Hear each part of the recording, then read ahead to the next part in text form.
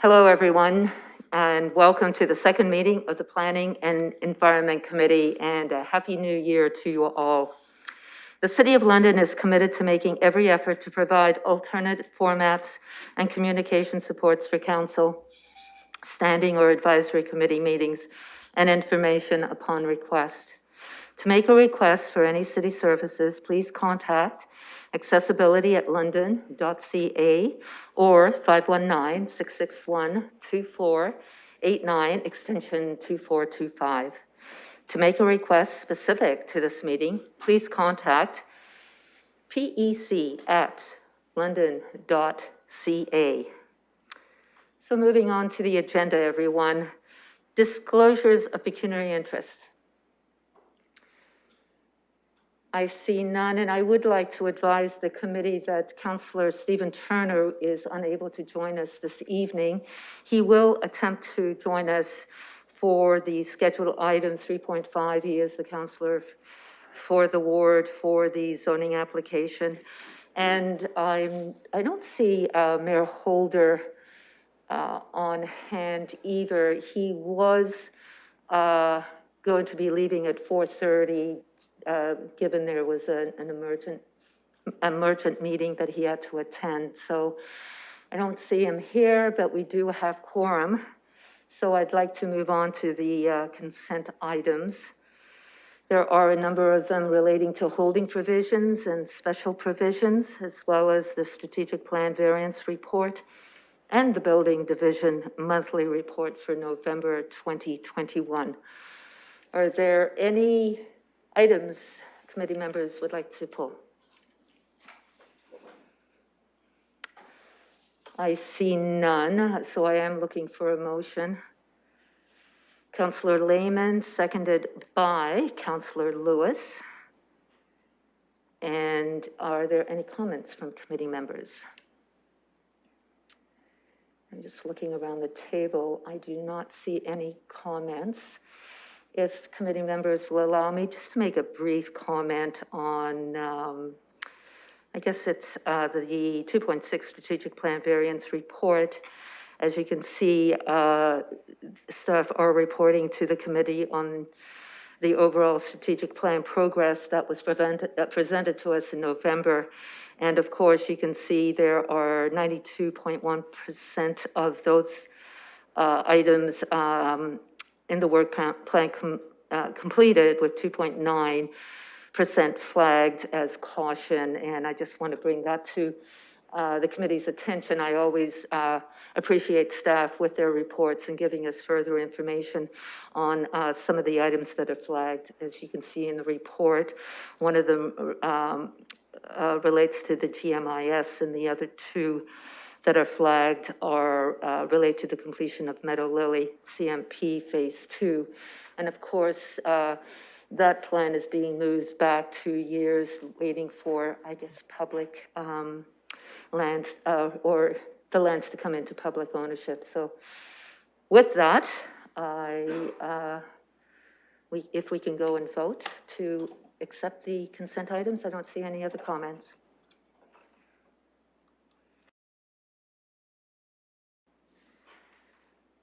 Closing the vote, the motion carries 4-0. Moving on to our first scheduled public participation meeting for 1389 Commissioners Road East. It's a zoning amendment. If I can have a motion to open up the public participation meeting.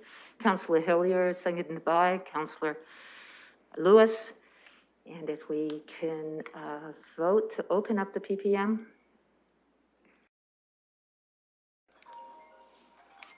Closing the vote, the motion carries 4-0. And I understand that this is a sort of a zoning amendment, technical in nature. I wonder if I can just go to Star for a quick verbal presentation and comments, or comments. Thank you, Madam Chair. It's Larry Mottram here with Senior Planner with Planning and Development. And I'll give you a very brief overview. It is a city-initiated amendment to the zoning bylaw to change the zoning on 18 lots within Phase 17 of the Summerside Draft Plan of Subdivision. It includes 16 lots fronting on the future Karanana Road and 2 lots fronting the future extension of Green Gables Road, to change the zoning from a residential R13 zone to a residential R12 zone. And so the purpose and effect of this zone change is to permit these lots to have a frontage of 9.144 meters, as was originally intended. These lots were inadvertently overlooked during the red line revisions and zoning amendment application process that staff had conducted and brought forward to the committee there earlier this year. And since then, we've had a subsequent review of the subdivision engineering servicing drawings, as well as the subdivision agreement for Phase 17 has also now been is also now in place. And so this zoning amendment is a housekeeping amendment, and it's initiated by staff and is intended to correct that oversight. It's important to remember that the R12 zoning that is being recommended will continue to permit single detached dwellings as is currently permitted. The minimum lot area of 300 square meters remains the same as the current zoning, but it's the lot frontage regulation that changes from 10 meters to 9 meters minimum. In terms of the lot coverage, the landscape open space and rear yard setback regulations, those zone standards remain reasonably close, although the R12 zone standards permit somewhat higher coverage and less rear yard depth. It should be noted that these lots are relatively deep, and their average lot area of 357 square meters is well above the minimum standard. So therefore, the staff consider these lots are appropriate and adequate to maintain sufficient area and depth and provide for appropriate building coverage and rear yard amenity space and landscape open space.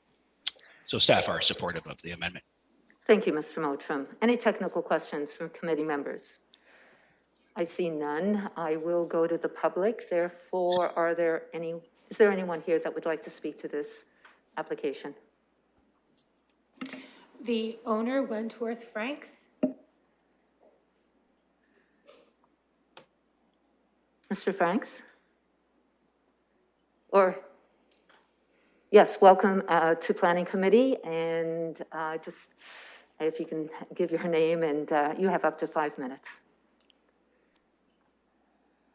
Just have to unmute, maybe. This is Nick Dutch. I believe Wentworth Franks is to speak to 3.2. Okay. Yes, sorry, Mr. Franks, we're on 3.1, so I do apologize. I would like to go to the public one more time and ask if there's anyone here that would like to speak to this application. Please come forward. And I'll ask one more time if there's anyone here that would like to speak to this zoning amendment application. I see none. I would like to go to committee members then to close the public participation meeting. Councillor Lehman, seconded by Councillor Hellier.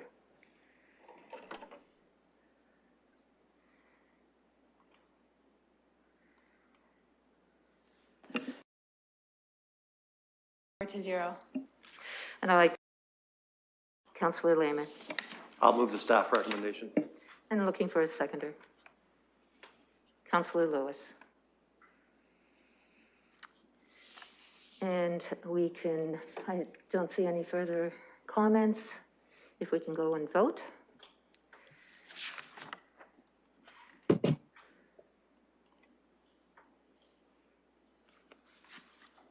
Closing the vote, the motion carries 4-0.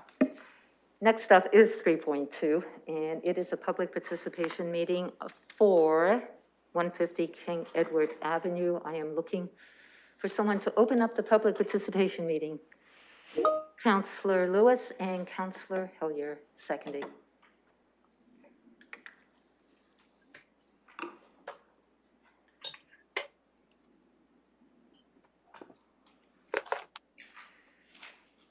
Closing the vote, the motion carries 4-0. And if I could go to staff for a verbal presentation, please. Thank you, Madam Chair. It's Michael Tomazinczyk here. And before I begin the brief presentation, I would just like to acknowledge the work undertaken by Graham Bailey on this application. Unfortunately, Graham has taken ill and is unable to present his recommendation, but I just want to acknowledge his efforts. Getting into the presentation, the subject site at 150 King Edward Avenue is located on King Edward Avenue, just south of Thompson Road. The property is occupied by a mostly vacant commercial plaza and a large surface parking lot.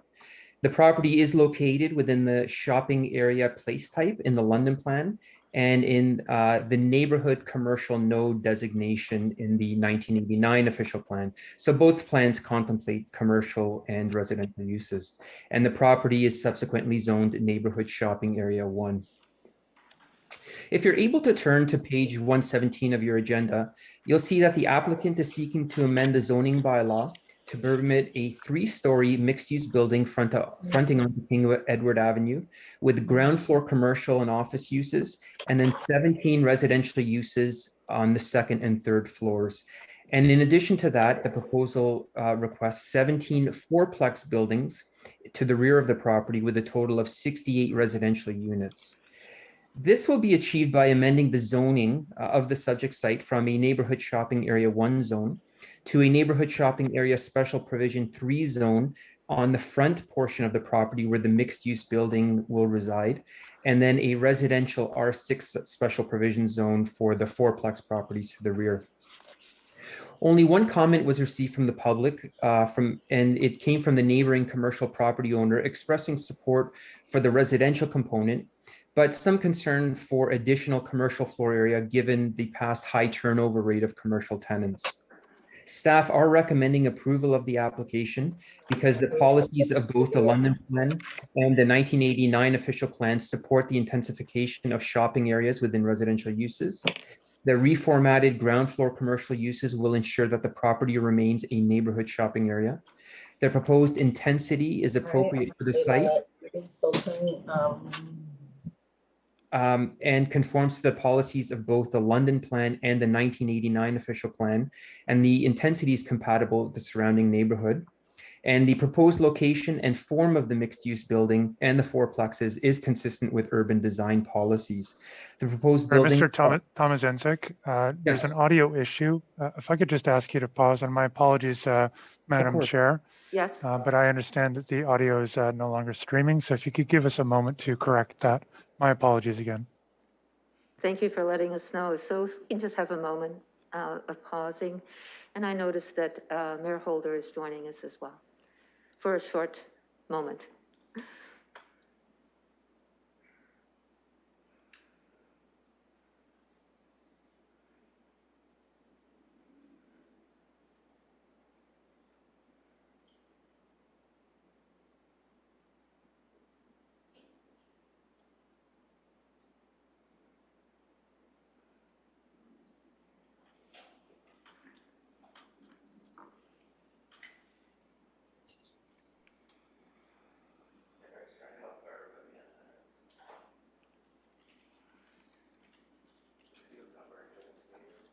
And I just want to let everyone know that maybe just joining in that we have just paused momentarily. There is a problem with our technology.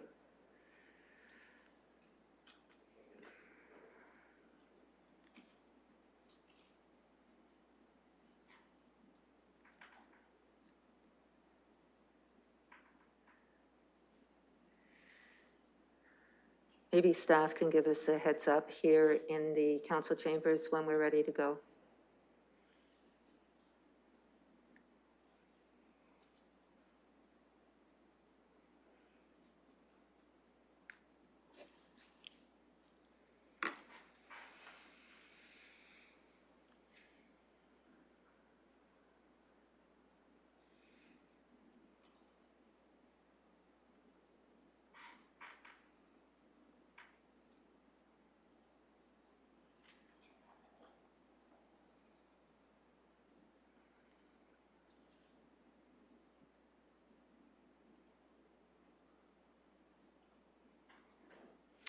And again, if you're just joining us at the planning meeting, we are just pausing momentarily until we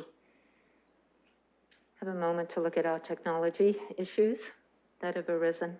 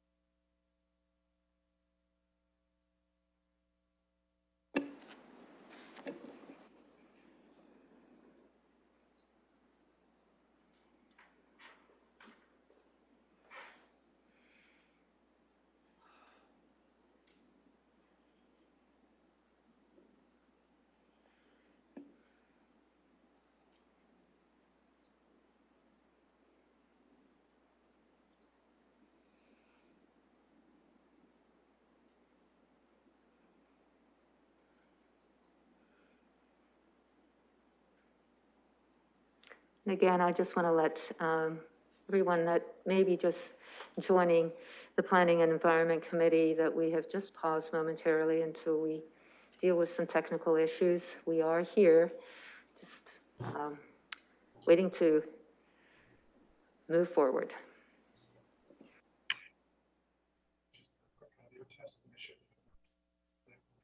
Stay the meeting right now. Are you ready to go?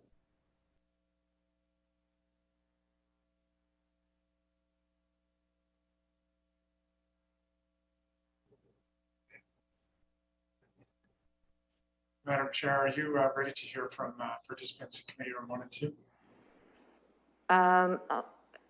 I can hear you in committee 1 and 2. Are we able to proceed with the meeting? We are, yes. Thank you very much. Wonderful. Thank you very much. And again, Mr. Thomas Zenek, I know you were giving us a brief overview of the zoning application at 150 King Edward Avenue. If you could please continue. Yes, thank you, Madam Chair. I was actually just going to summarize the recommendation. So in summary, the recommended amendment is consistent with the provincial policy statement. It conforms to the in-force policies of both the London Plan as well as the 1989 official plan, and it proposes a compatible form of development on the subject site. Thank you. Any technical questions from committee members? I see none. I would like to now go to the applicant. If the applicant is here, please come forward, stating your name, and you have up to 5 minutes. Yes, good afternoon, Madam Chair. My name is Nick Dajak. I'm the planner with Strict Baldinelli Moniz. I'm acting on behalf of the applicant and landowner, Wentworth Franks, who's also online today. We've had the opportunity to review the staff report, and that was prepared by Graham Bailey, which has been great to work with. We're certainly in favor of its findings and recommendations. I think those that know the area can agree that this particular site is a great need and is a great candidate for redevelopment. The existing strip mall is outdated and no longer functions the way it was intended to for the neighborhood, and has been vacant for several years. We believe that the proposed development that we're bringing forward is compatible with the surrounding uses. It's a good example of intensification within a mature neighborhood as well.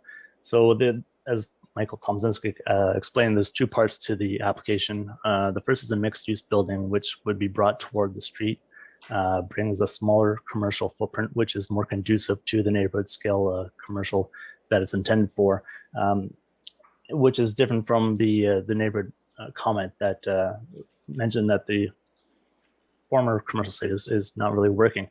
We believe that this new footprint would actually improve the commercial viability and would attract new tenants.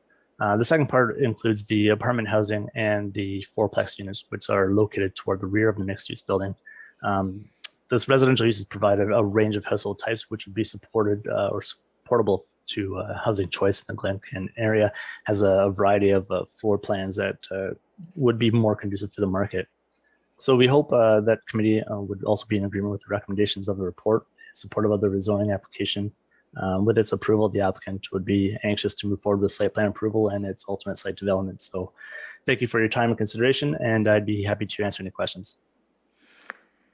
Thank you, Mr. Dijak. And I do see the applicant is here. He has a few minutes. If the applicant would like to make a comment, Mr. Franks? No? Okay, thank you. I just do see you on the screen, and welcome to planning. Thank you for being here. I would like to go to the committee if there's any technical questions of the applicant. I see none. I will go now to the public. If there's anyone here from the public that would like to speak to this zoning amendment, please come forward. And I see there is someone here in committee room 1 and 2 speaking to the 3.2 item, which is the 150 King Edward Avenue. If you could please state your name, and you have up to 5 minutes. Welcome. My name is Michael Mann, and I'm the owner of 397 Thompson Road in London, along with my mother here. We've been here for about 5 years, and within that time, we very well know 150 King Edward Avenue. We've seen throughout that time tenants moving in and out, and we do feel that it's, you know, the building and the land is underperforming. And it is very nice to see that there's going to be like a redevelopment and to sort of promote more activity and increase traffic flow onto Thompson Road, King Edward area. So it's very positive, and we are very happy to see this. And we are hoping that the planning application gets approved and be better for the future. And that's all I say that we'd like to see. This is very good. Thank you very much. Thank you very much for coming and bringing forward your comments. I'd like to now ask one more time if there's anyone here from the public that would like to make comments on this application. And I'll ask one more time. Any further comments from the public? I hear and see none, so I will go to committee members and looking for a motion to close the public participation meeting. Mayor Holder, seconded by Councillor Hillier.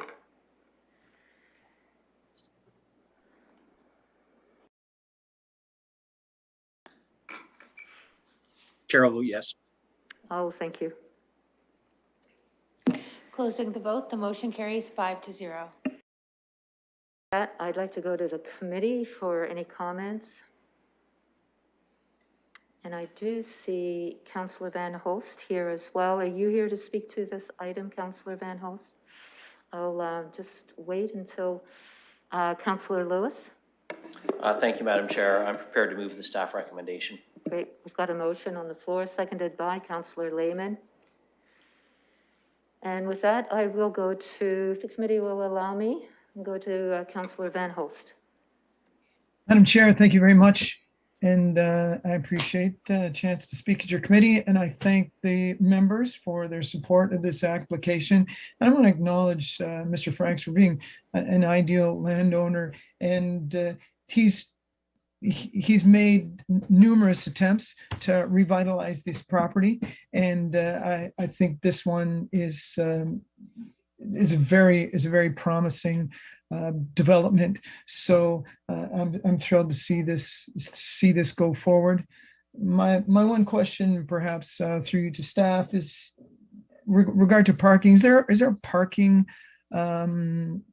available on the street in front of the commercial building? I think that the front doors are fronting the sidewalk along King Edward, and I'm wondering if there's parking along King Edward there, or where there will be. Okay, with that, maybe Mr. Thomasini, can you help there, or is there someone else from staff that can help out with the parking? Madam Chair, I'll just have to double check that that question and just have a look. But in the meantime, if Mr. Franks just knows the answer off by heart, I would also defer to Mr. Franks. I think, Mr. Thomasinic, if you can just get back to us. I don't see a hands up from Mr. Frank, so if we can get that information about the parking. Through you, Madam Chair, and this is Nick Dajak again. There's presently no legal on-street parking, but there is some space for potential on-street parking if that was permitted. I believe the church across the street does have some parking on the street, but not on this side of King Edward Avenue. Madam Chair, I just had a look myself, just using Google Street View, and there's clearly no parking signs on the street. But I understand what Mr. Dijak was suggesting is that the boulevard is fairly wide. But in terms of proper on-street parking space, no, there is not available at the moment. Councillor Van Hulst. Okay, well, thank you, Madam Chair. I just suggest that might be something to consider that would help out. Some people with accessibility issues like to be able to park close to a front door of a commercial building, and I know there's a number of individuals such that in the area. So that was my only comment, but I'm very pleased with the proposal that's come forth, and I wish the applicants well and with their progress. Thank you, Councillor Van Hulst, for your comments. I'd like to go to the committee. Any comments from the committee? I see none. If the committee will allow me from the chair, if I can just make a comment on the application. And I just see this as such a good news story when we see underutilized commercial developments being developed. I want to thank the applicant and staff for the work that they've done on this. I just want to point out in the recommendation as well, I really like the planning impact analysis that's put in the document, and how it's very friendly to read about the criteria and responses on this application. I again think it's such a good news story. I know there's a lot of development happening in this area, and how it's all coming together.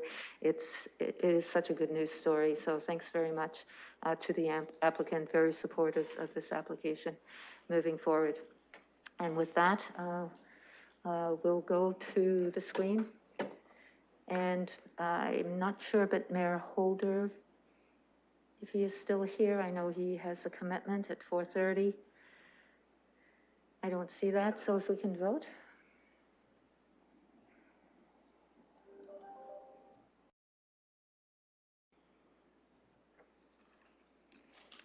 Closing the vote, the motion carries 4-0.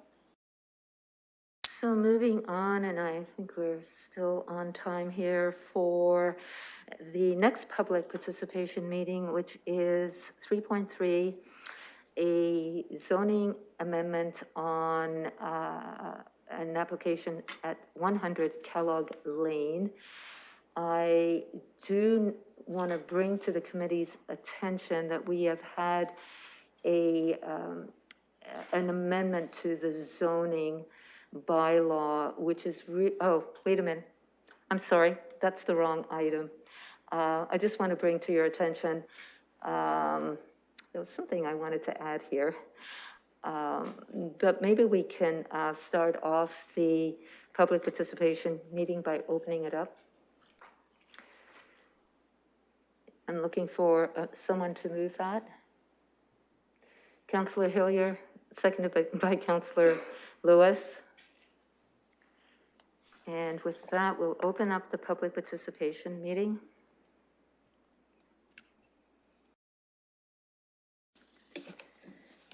Closing the vote, the motion carries 4-0. And I will, for just a brief verbal presentation on this application and previous applications for this site as well. Thank you, Madam Chair. This is Barb Debert of Planning Implementation. The application before you is for a zoning bylaw amendment for the front portion of 100 Kellogg Lane, the former Kellogg's factory, which is the site of the Powerhouse Brewery, the Paradigm Spirits Company, and many other uses. The request is to add places of entertainment and amusement game establishments to the list of permitted uses in the existing business district commercial special provision zone. The application also includes a request to allow outdoor patios in any yard at or above grade where the zoning bylaw restricts outdoor patios adjacent to any lands zoned for residential use. The amendment was requested to facilitate the issuance of building permits for an event center to be located on the 3rd floor of the existing building, south of the new atrium. No comments were received from the public with respect to this application. The property is designated Main Street Commercial Corridor in the 1989 official plan and Rapid Transit Corridor in the London plan, and both official plans support the requested uses. Through the review process, staff considered the appropriate scale for the proposed uses, given the general intent of city policies to maintain the downtown and the Western Fair District as the prominent areas for larger entertainment facilities.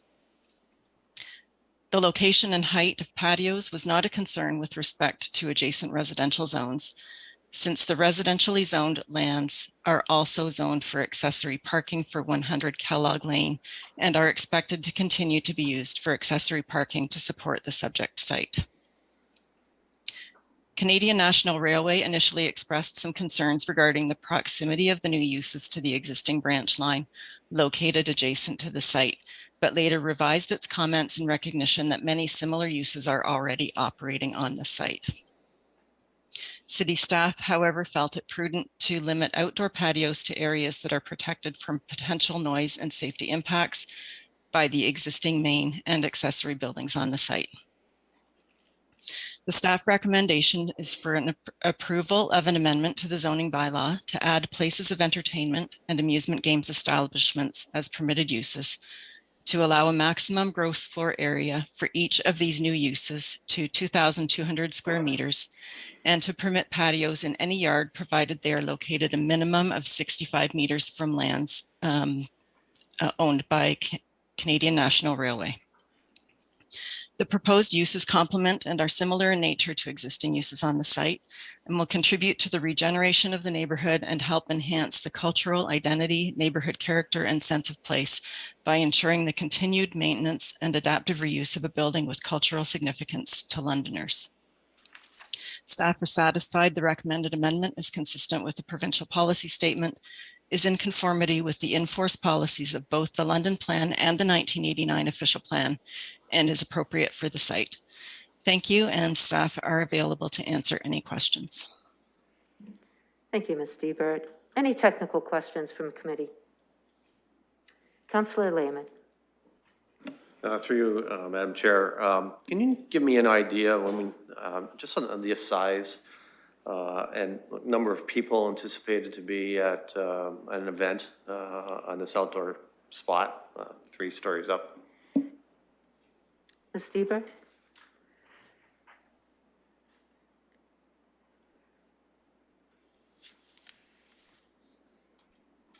Through you, Madam Chair, I have not got any information about capacity. But in essence, the amount of square meters that is available for the use is, if you're familiar with the building, the interior portions would be the 2,200 square meters, which is the 3rd floor of the front portion of the Kellogg factory. So it has nothing to do with the back portion of the lands where the entertainment use of the factory is located. In terms of the outdoor areas, the patio areas are basically limited to the space that is contained between the main buildings and the accessory buildings on the site. So all of the area that is dedicated to parking adjacent to the CN rail line currently should remain as parking use. Councillor Lehman. Thank you. Maybe we'll go at it this way through you, Madam Chair. So we have in place restrictions to allow big entertainment to be at Western Fair or downtown. What guidance did you use to determine that that would fall within the London Plan those London Plan parameters?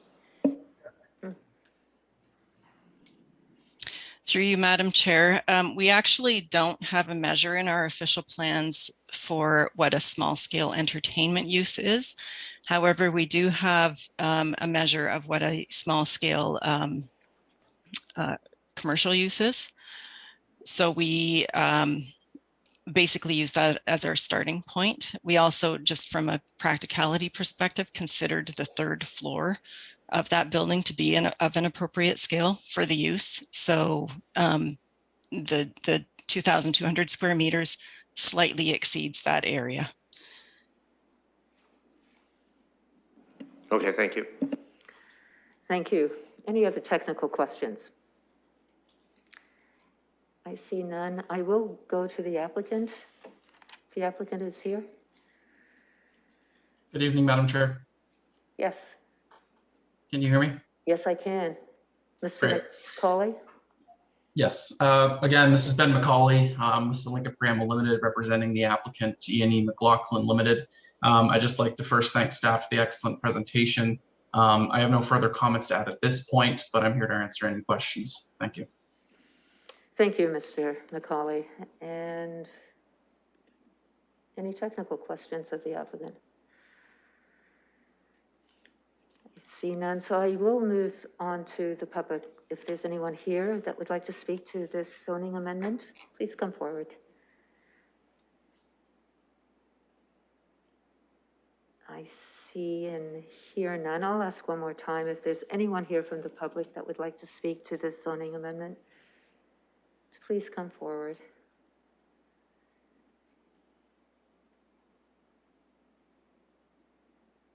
And I'll ask one more time. Please come forward if there's a comment that you'd like to make on this amendment.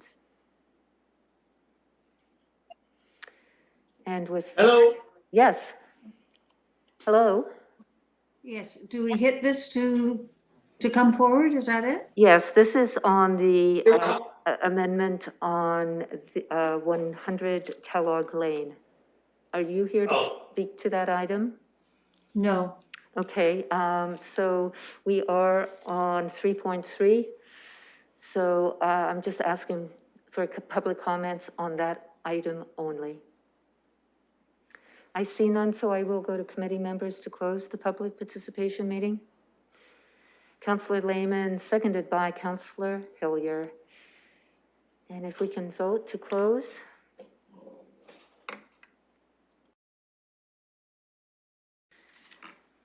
Closing the vote, the motion carries 4-0.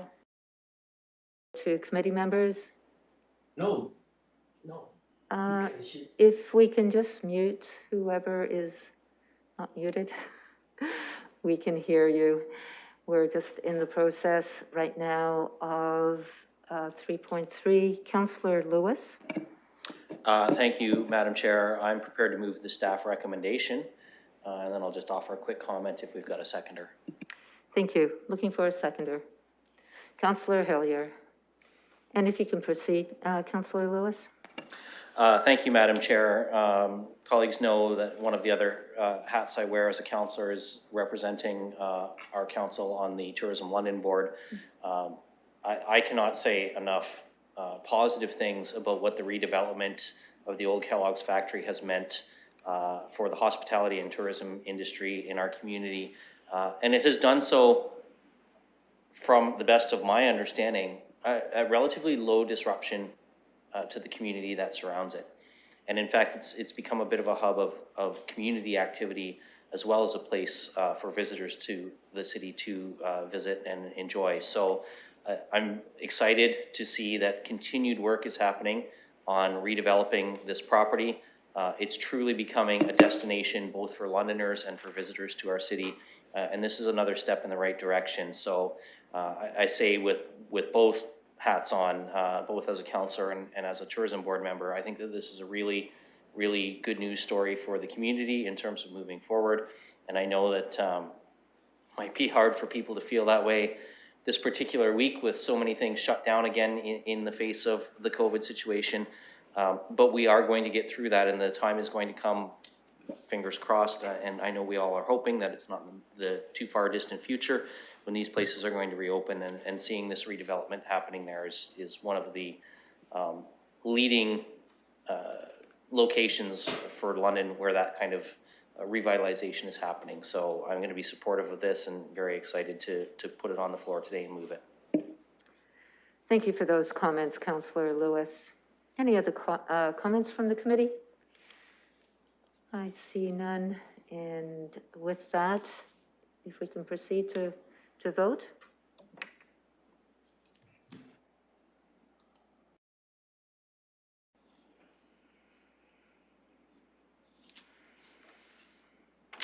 Closing the vote, the motion carries 4-0. Moving on to 3.4, this is a public participation meeting for 1140 Sunningdale Road East. It is a zoning application. I am looking for mixed use for a 4-story. I just want to bring, there is an added to committee members on the agenda, and I am looking for a motion to open the public participation meeting. Councillor Hillier, seconded by Councillor Lewis.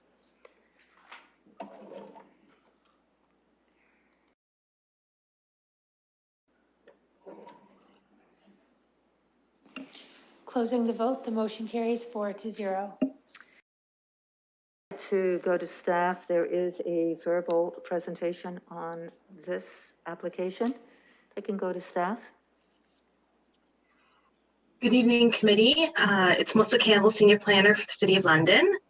This is a zoning bylaw application for 1140 Sunningdale Road East, located on the north side of Sunningdale Road, east of Adelaide Street North. The subject lands are approximately 0.45 hectares in size. They're rectangular in shape and are relatively flat and relatively clear of vegetation. Together with the lands to north, the subject lands contain a grouping of non-residential buildings that have been used as a florist shop known as Spring Hill Flowers since approximately 1985.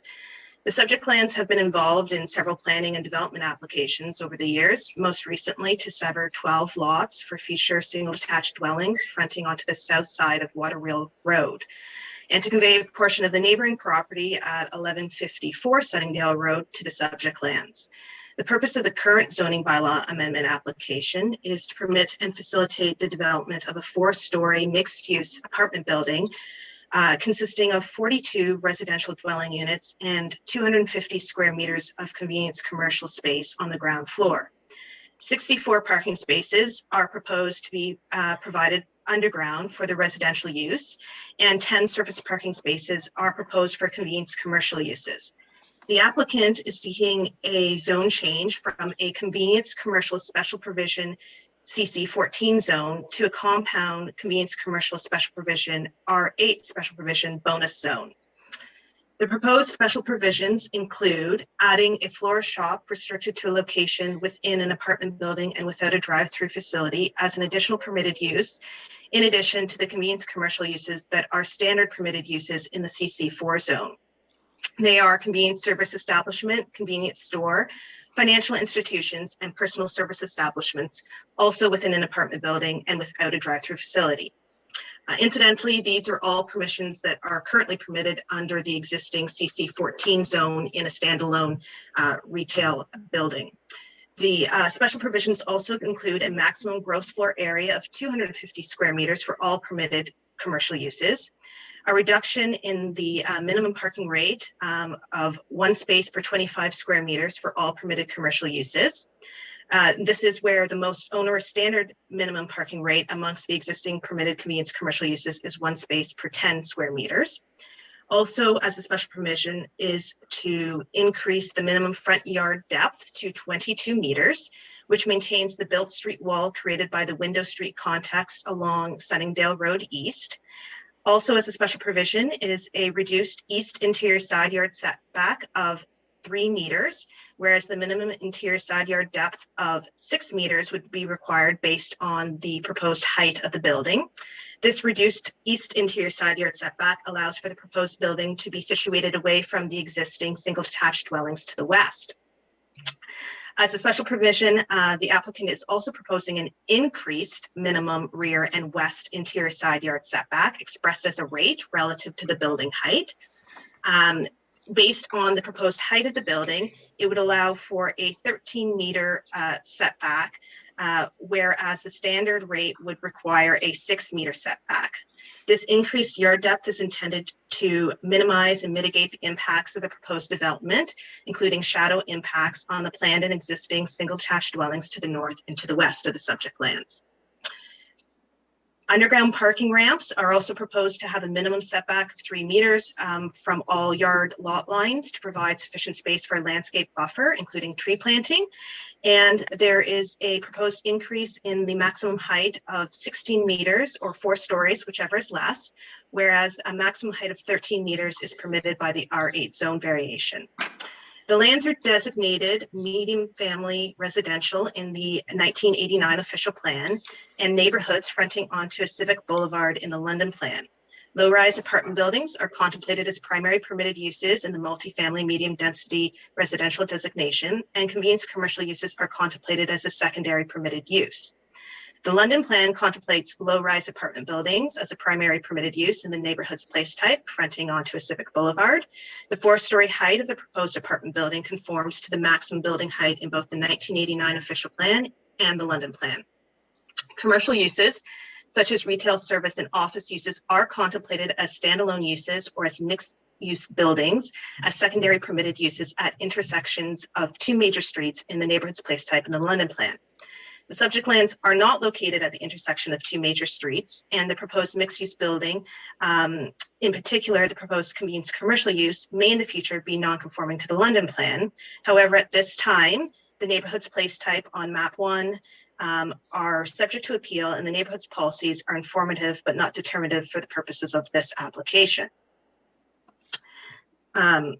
The density attributed to the proposed development is equal to 100 units per hectare and exceeds the 75 units per hectare that is the usual density limit for the multifamily medium density residential designation.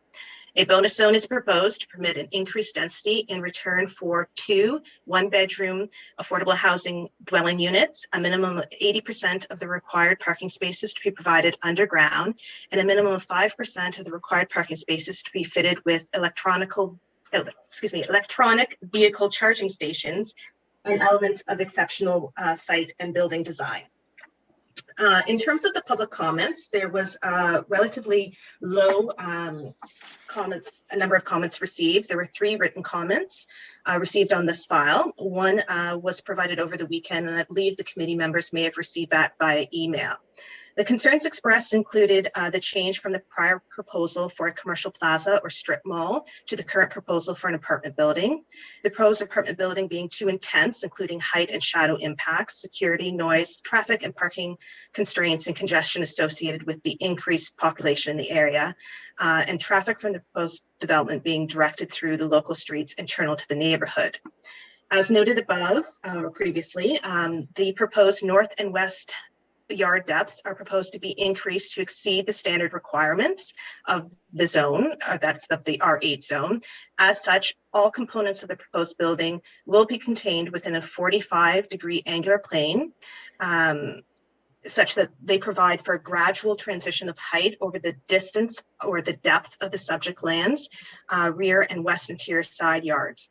The gradual transition in height over the yard depth will minimize and mitigate the shadow impacts on the adjacent single detached dwellings.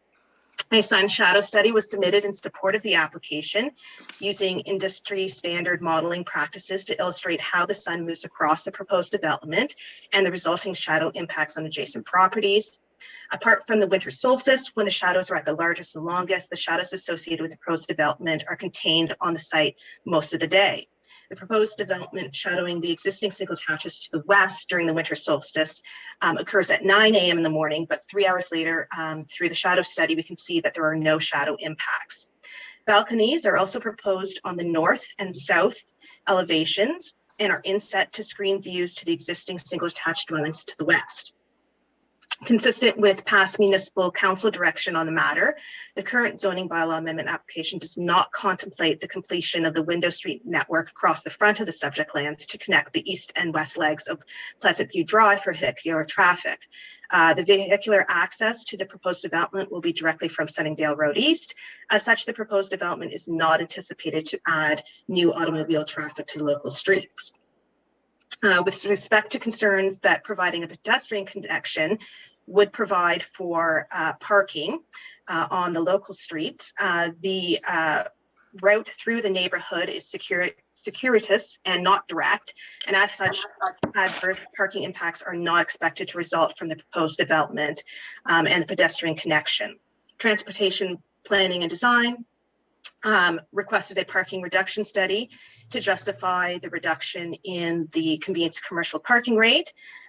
Transportation planning and design accepted the findings and recommendations of the parking study and do not have any objections to the requested reduced parking rate.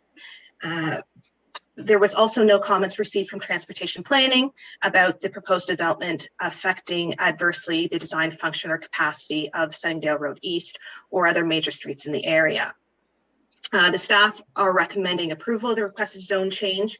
We find that the recommended amendment is consistent with the provincial policy statement, contributes to a mix of residential types and housing options, including affordable housing available to meet diverse housing needs. It will facilitate the development of a compact urban form and will use land efficiently as well as public infrastructure. And it will provide for infill development. The recommended amendment also conforms to enforced policies of the London Plan and the 1989 official plan. Thank you, and I'm here to take any questions. Thank you, Ms. Campbell, and I'll go to the committee. Welcome, Councillor Turner, to the committee as well. Any technical questions? I see none. I will now go to the applicant. If the applicant is here. Good afternoon, Chair Hopkins, members committee. Appreciate the opportunity to speak today.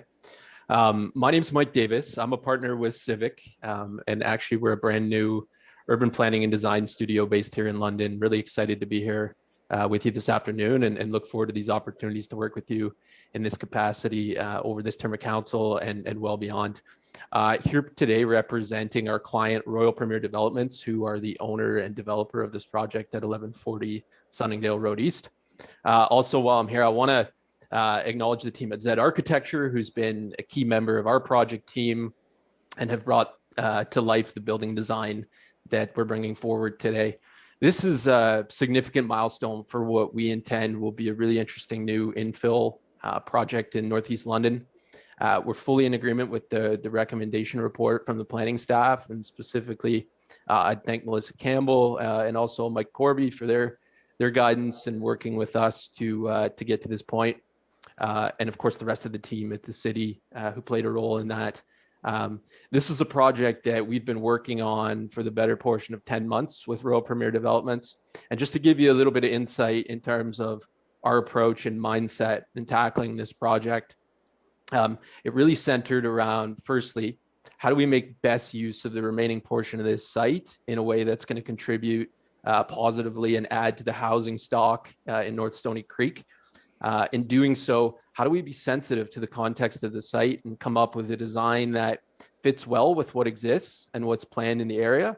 And then thirdly, in recognition of this change we're bringing forward, this evolution in the neighborhood, how do we involve and inform the community in that process? What we've come up with is a 4-story mixed-use apartment concept. Building includes 42 new residential units. 2 of those units are going to be leased at 80% of average market rent over the course of the next 50 years. There is a small commercial unit of roughly 2,600 square feet that's going to be developed on the ground floor of the building, which in the near term will be the new home of Spring Hill Flowers, a business that's operated on this site for many years and has a lot of history in this part of Northeast London. Just a few key decision points we made along the way. One, there was a conscious decision point to limit the height of the building to 4 stories, whereas the London plan policies would contemplate 6. the placement of the buildings. So we've oriented the buildings such that the setback from existing single detached dwellings to the west and future single detached dwellings to the north, it's the greatest possible setback. And then parking, over 80% of the parking is going to be provided underground, and a proportion of those stalls will be outfitted with electrical vehicle charging stations, as Ms. Campbell mentioned. The fact sheet that we prepared and added to the agenda summarizes some of the key points of the community engagement program we carried out. We started that conversation with the community back in May, actually well before we submitted the zoning bylaw amendment application. The first thing we did was establish a project website, and that was the home base for sharing of information with the community.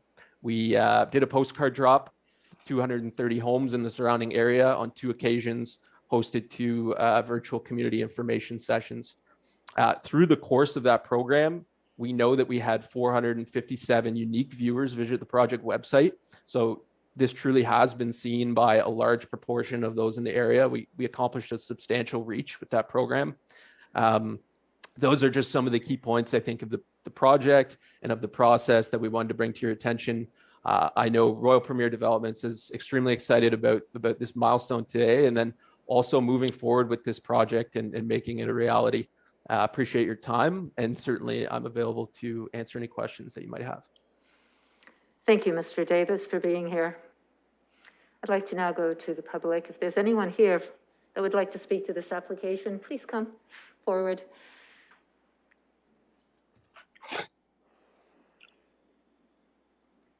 I hear and see none. I will ask one more time, or maybe 2 more times. If there's anyone here, please come forward.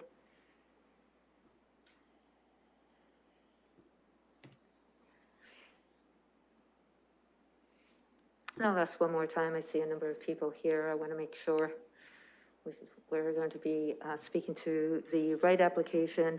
This is the one at Sunningdale. If there's anyone here that would like to speak, please come forward.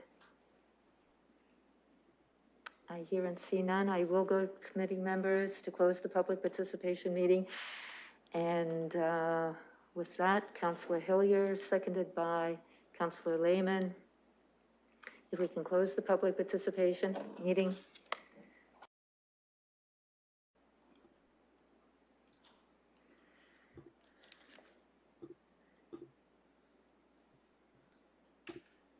Closing the vote, the motion carries 5-0.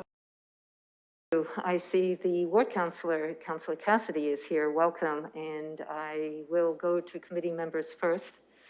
If there's a motion or comments, questions from committee members. I hear and see none. I will go to the ward councillor. Councillor Cassidy, welcome. Thank you, Madam Chair. I just want to say thank you to staff. It's a very thorough report. And so it's like the perfect storm in a good way. I often talk about the perfect storm, and I don't often mean it as a good thing when we're at planning committee, and especially when we're talking about infill developments in Ward 5. But we really did have a good coming together of a really good location that supported a lot of the things that Mr. Davis and his colleague, Mr. Smolarek, and the applicant, the property owner, what they wanted to do on this site. They had a really good site to do the things that they wanted to do, and that allowed them to not maximize the footprint, which we often see in infill developments. We see taking up as big a portion of the land as possible to cram in as many units as possible, and these people have done the opposite of that. They've brought we rarely hear special provisions where we're increasing the setbacks. It's usually a special provision to decrease the setbacks. So you can see by the deafening silence that there are no Ward 5 residents here to speak in opposition to this project. That also speaks very highly to Mr. Davis and his team and the public engagement that they did. I attended the 2 community engagement sessions that they had, virtual sessions, both of them. And it was so well done that that people were pretty accepting of this project from the beginning. And I hold that up as an example to other planners out there, other firms that do professional planning, other landowners that are looking to do infill development. If you can do community engagement before the application has been submitted to the city, it really does go a long way, and it helps to build the trust in the community, because it shows that the applicant really is open to hearing the feedback from the community, and that's exactly what happened here. It was very smooth sailing, and as a ward councillor that's gone through a lot of infill developments, I am very appreciative of how well this project has gone. Some of the highlights that Mr. Davis pointed out, the underground parking, the community engagement, the setbacks, all of those things are some of the real highlights of this project. We did have one, you know, as Ms. Campbell pointed out, there wasn't a lot of feedback to the planner. And I think that again is a testament to how well the communication program the applicant did. But there was a late one that came in earlier this week that had some questions about the height and all of this thing, and I will be responding to the questions that those people had. But all in all, this has gone very well, and I'm happy to say that, because I don't often get to say that when I'm talking about infill projects. Thank you, Councillor Cassidy, for your comments. I always appreciate the ward councillor being here when we deal with applications in their ward. Councillor Turner. Thank you, Madam Chair. My apologies if I made any noises earlier. I just realized my microphone was off now, or on now. Anyway, I'd like to echo Councillor Cassidy's comments. It sounds like there's been good discussions. It's a reasonable intensification of the site. It looks like everybody's done their homework on this. I'm interested. There's one piece on in the paragraph. I remember this discussion at an earlier PEC meeting when we kind of changed the window street. I think the adjacent property owner was not interested in selling or development, and that was going to kind of hold up any development of this parcel, for example, because if that window street had to go through, then that was going to create challenges in creating that connectivity. However, there's a sentence in here that says, that said, the proposed building placement on the subject lands did not preclude the ability to complete the window street network in the future and respects the need for servicing easements. So that's an innovative solution to it too. And I was noticing where the building was set, and it looked very purposeful in that. So, so I think it incorporates a lot of thoughtful foresight into what may or may not happen with that network. So all in all, I'm pretty supportive of what's been proposed here, and I'm interested to see it move forward. The other part I like about this is it's mixed density, right? And there's a lot of single families in towns. This provides a bit of height on what's close to a bit more of that higher order street in Sunningdale. Thank you for your comments, Councillor Turner. I am looking for a motion from committee members on this application and other comments. Councillor Lehman? I'll move the staff recommendation.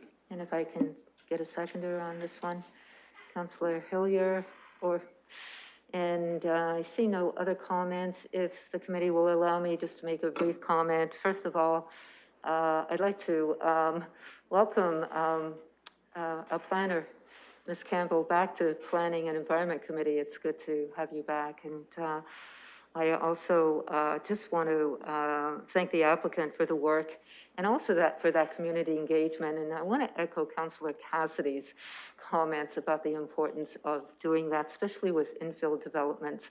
And her and I both know the challenges, and they're real challenges when people do live in neighborhoods. That's their neighborhood, and when it changes, it's really important to have that engagement and understanding on these infills, which are part of our policies.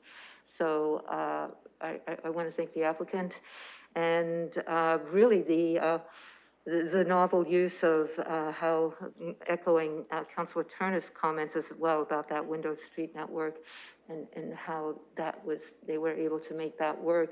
The amenity space at the back is quite large. I know there's going to be continued work to make that work as well, but very supportive of this application moving forward, and always like to see an electric vehicle charging station in a parking area as well. So with that, committee members are ready to vote. We can proceed.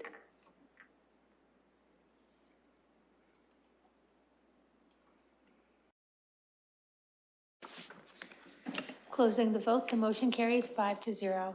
So we're to our last public participation meeting, which is 3.5. It is zoning amendment at 257-263 Springbank Drive. Looking for committee members to open up the public participation. Councillor Turner, seconded by Councillor Hillier.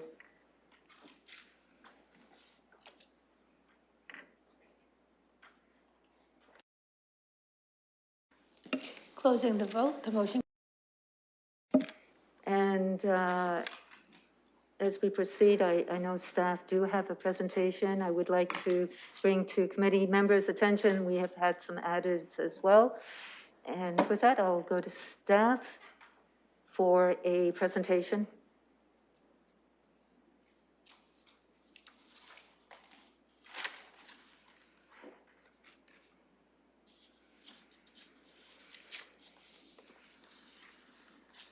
And I'm not sure if staff have heard me, but we are ready for the presentation for 257-263 Springbank. And I'm not sure if it's Ms. Hi, Madam Chair. It's Elena Yes. Riley, Development Services. Welcome, Ms. Riley.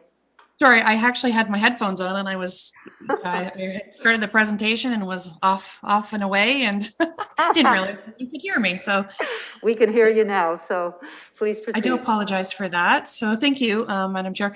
You did make mention of the added, and I just want to make note that on the added agenda, we did incorporate a revised report to reflect a technical amendment for the units per hectare. The notice went out with 38 units, but it didn't affect it, and that did not change. So the public was given the number of the units.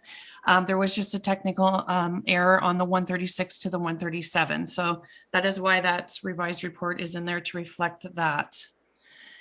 But I will proceed with the presentation. So this is a application for an official plan amendment and a zoning bylaw amendment at 257-263 Springbank Road. Moving on to slide 2. The subject site is comprised of 3 parcels on the northwest corner of Springbank Drive and Forest Hill Ave. There is a frontage of approximately 35 meters along the Forest Hill Avenue. And there's another frontage, which is the exterior side yard of 58 along Springbank. There are 3 single detached dwellings there. The surrounding uses, there is single detached to the north, the east, on the south, it's vacant residential lands and Springbank Drive. And to the west, we have some more residential. Going to slide 3, there was an original proposal on May 10th of 2021. And that proposal was for a 6-story apartment building consisting of the 38 units. And look, they had parking, some of it located under a cantilevered portion of the building, and access was proposed from Forest Hill Drive and direct pedestrian access from the main entrance off of Springbank Drive. They included balconies for each unit with some common outdoor amenity area in the southwest corner. So I'm just going to go to slide 4, which kind of shows you a rendering of the original proposal with the 6 stories. Sorry to jump in. I'm not seeing any slides. I'm not sure if everybody else is as well.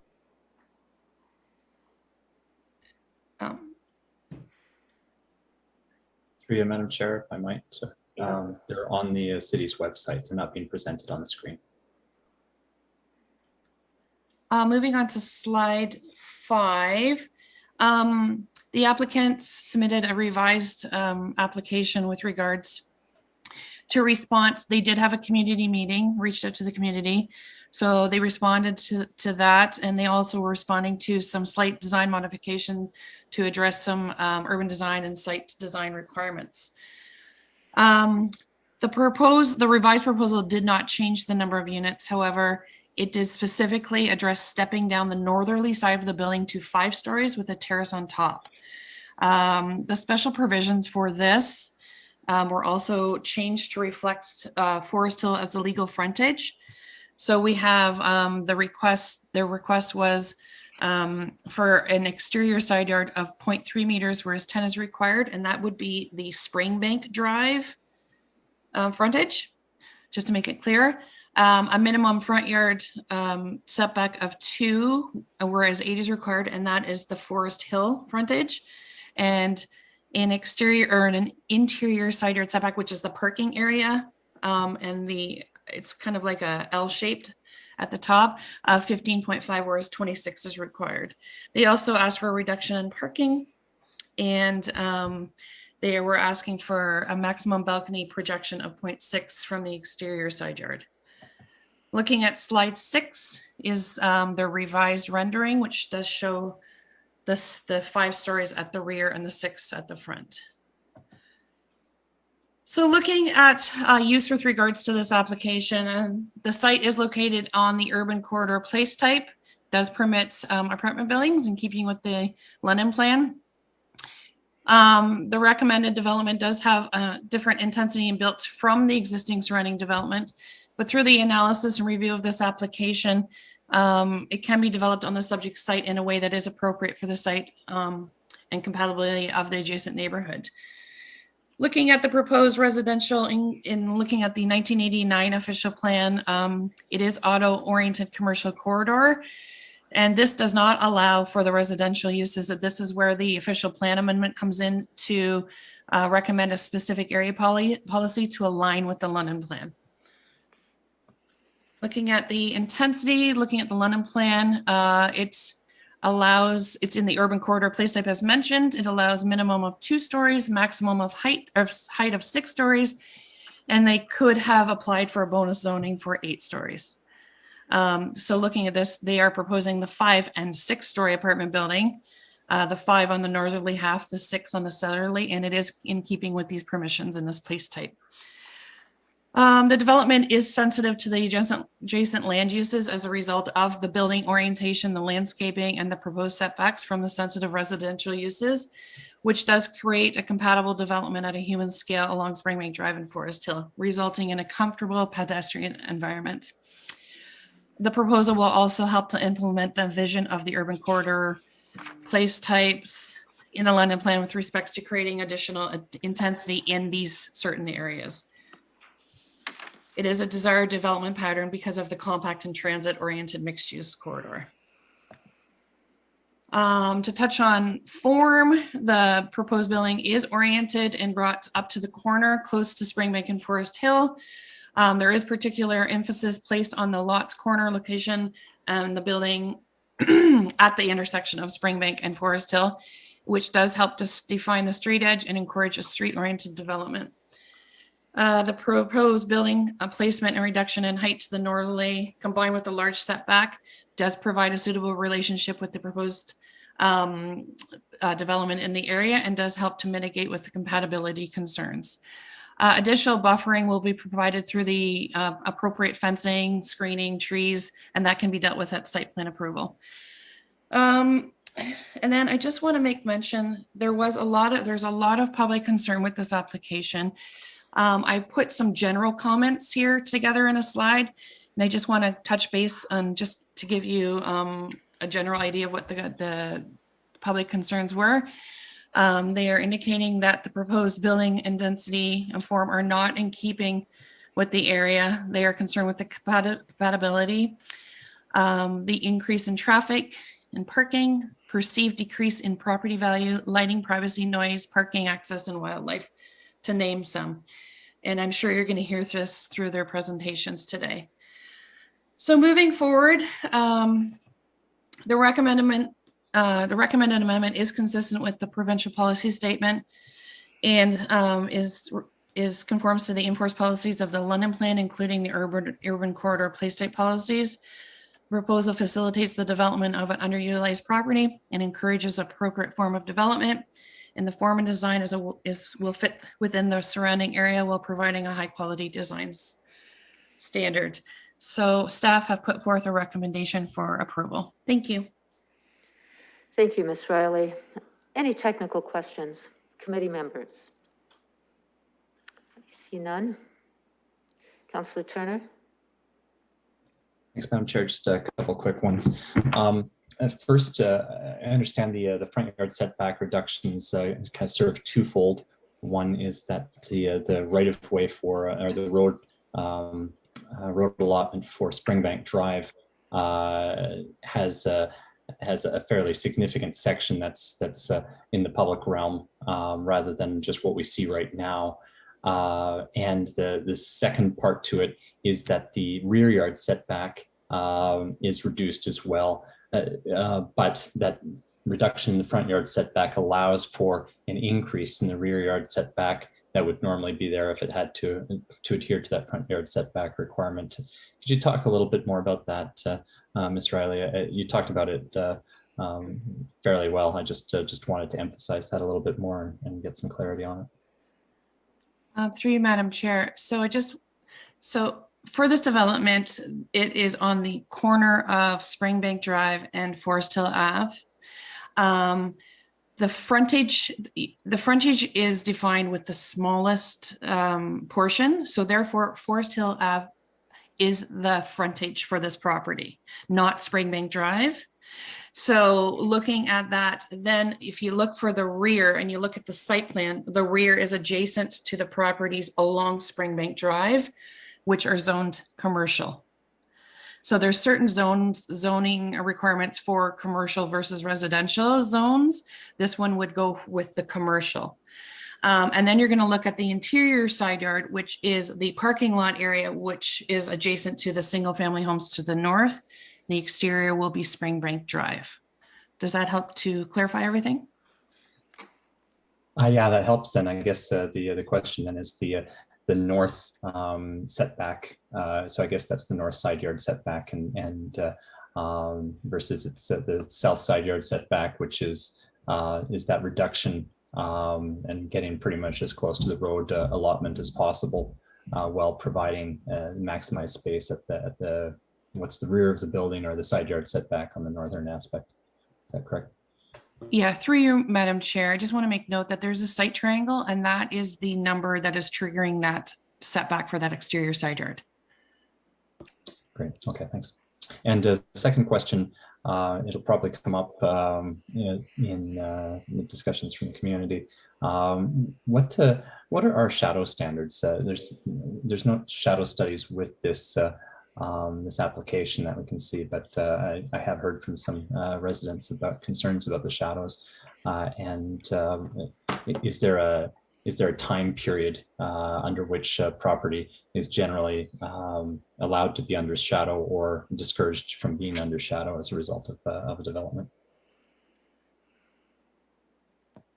Through you, Madam Chair, a shadow study was conducted, but there is no standard. Through you, Madam Chair, a final question is, it notes that there were no comments from traffic services, so they didn't have any concerns with the driveway being on Forest Hill versus Springbank. I'd imagine if it was the other way around, there might be some different comments. Through you, Madam Chair, yes, I have spoken with transportation. They did not ask for a transportation impact study just to be forefront with regards to that. With regards to the access, they prefer the access on Forest Hill. And if it was on Springbank, that's when they would have submitted some concerns. Okay, thank you. Thank you. Any other technical questions from committee members? I see none. If the committee will allow me, I do have a quick question, a technical question to staff. I'm trying to understand the 6-story building that I understand is 5 and 6 stories. And from looking at the pictures, I'd like to have a better understanding where the height is, and does it change, or I don't know if I've got if I need an updated perspective of the building or not, but like to have better clarity on how we've gone from a 6-story building to a 5 and a 6. Does it still look like a 6-story building? I know we've got a number of people here from the public that don't see. They don't have their agendas maybe in front of them, but for clarity, how does this building look like being a 5 and a 6-story? Through you, Madam Chair, it's Mike Corby here, and I'll try and point to some examples that might be able to help us here. On page 275 of the agenda, there's a site plan that shows the proposed 6-story apartment. Or is that, yeah. And so it outlines the 6-story portion, and then to the rear, or I guess to the north part of the building, is the 5-story portion. And then again, there's a rendering, I believe it's figure 3 in the report, kind of shows the cutout. It is kind of hard to tell, but it cuts down to 5 stories at the rear of the property, and that's to help with the angular plane of the building and how it impacts the properties to the north. Right, so the rear is the north end, and it drops down at the back, facing the properties to the north. That's correct. Essentially, the whole width of the rear portion is down to 5 stories. The whole width. Thank you for that clarity. Yeah. It is very hard to see exactly how it looks, because I think we're looking down on top of it. But with that, I do appreciate the clarity. And I see no other technical questions of staff. I will go to the applicant if the applicant or consultant is here. Good evening, Madam Chair. Can you hear me okay? Yes, Mr. Campbell, go ahead. Wonderful. Thank you very much, Madam Chair. My name is Matt Campbell, Senior Planner with Zolinka Priamo. And I know this has taken some time to get to Planning Committee, but we have made some revisions to the plan as Alana had described. We did have an open house in early November that was attended by, I believe, 6 members of the public. The same notice went out for that meeting as it did for this one, the same 120-meter radius. So we tried to engage the public and we had a good discussion about this proposal. I don't have anything to add to Ms. Riley's presentation in a technical sense, other than I just want to stress for the committee that this proposal of a 5 and 6-story apartment building along Springbank, this really does implement the vision and intent of the London plan. I know that in areas that are proximate to major arterial roads, such as these urban corridors that we're talking about today, there are significant development pressures. And the overall intent of the London plan is to intensify those corridors. So that's why we're seeing a number of these intensification and infill proposals along these corridors. I believe the previous application at this committee was on a similar circumstance along Sunningdale Road. So again, that's why we're seeing that. So the London plan sets out the policy intent for these mid-rise buildings. Now, so that's explaining the intent of how we got to this position with the proposed building. Councillor Turner did mention the setbacks, and I just wanted to add to that particular point. We did try to increase the northerly setback as much as possible. I believe the question related to reducing the setback along Springbank. So a couple of just clarifications on there. Yes, one of the intents is to increase that northerly setback as much as possible for 2 reasons. One, to keep the building as far away from the dwellings to the north as possible, and another, to maximize the utility of the site.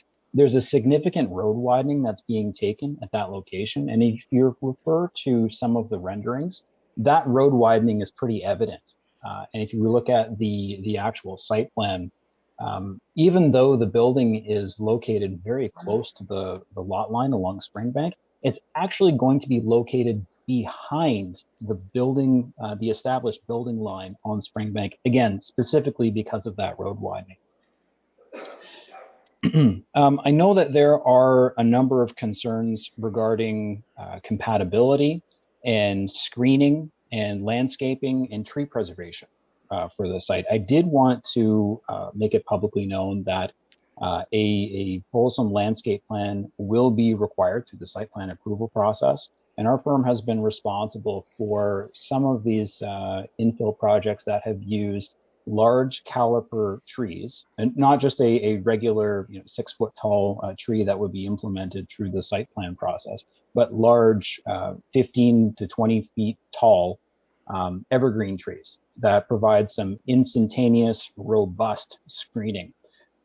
Unfortunately, as part of the development process, we have to cut down trees. That's the reality of land development. While we try to eliminate or remove as few trees as possible, unfortunately, some trees will have to come down. What I do want to stress is that we can implement new landscaping, robust landscaping, that would assist in making or blocking some of the sight lines from neighbors to the north. And we can certainly get into the specifics of what that may be in this conversation or through the site plan process. One of the recommendations or notes on the staff report is an enhanced or revised tree preservation plan. We're happy to take care of that, as well as fencing that goes beyond the requirements of a typical fencing that's set out in the site plan control bylaw. We're happy to take care of those items, and we'll be happy to discuss specifics at any time. In closing, we think this is an excellent location for an infill project as we're being proposed here. We've worked well with staff. We made modifications to the plan as suggested by staff, and are satisfied with the staff report and the regulations that are being recommended before committee this evening. If there are any questions, I'd be happy to answer them to the best of my abilities, and I'm looking forward to a good discussion this evening. Thank you. Thank you, Mr. Campbell, for your promptness as well. I will now go to the public. If there is anyone here that would like to speak to this application.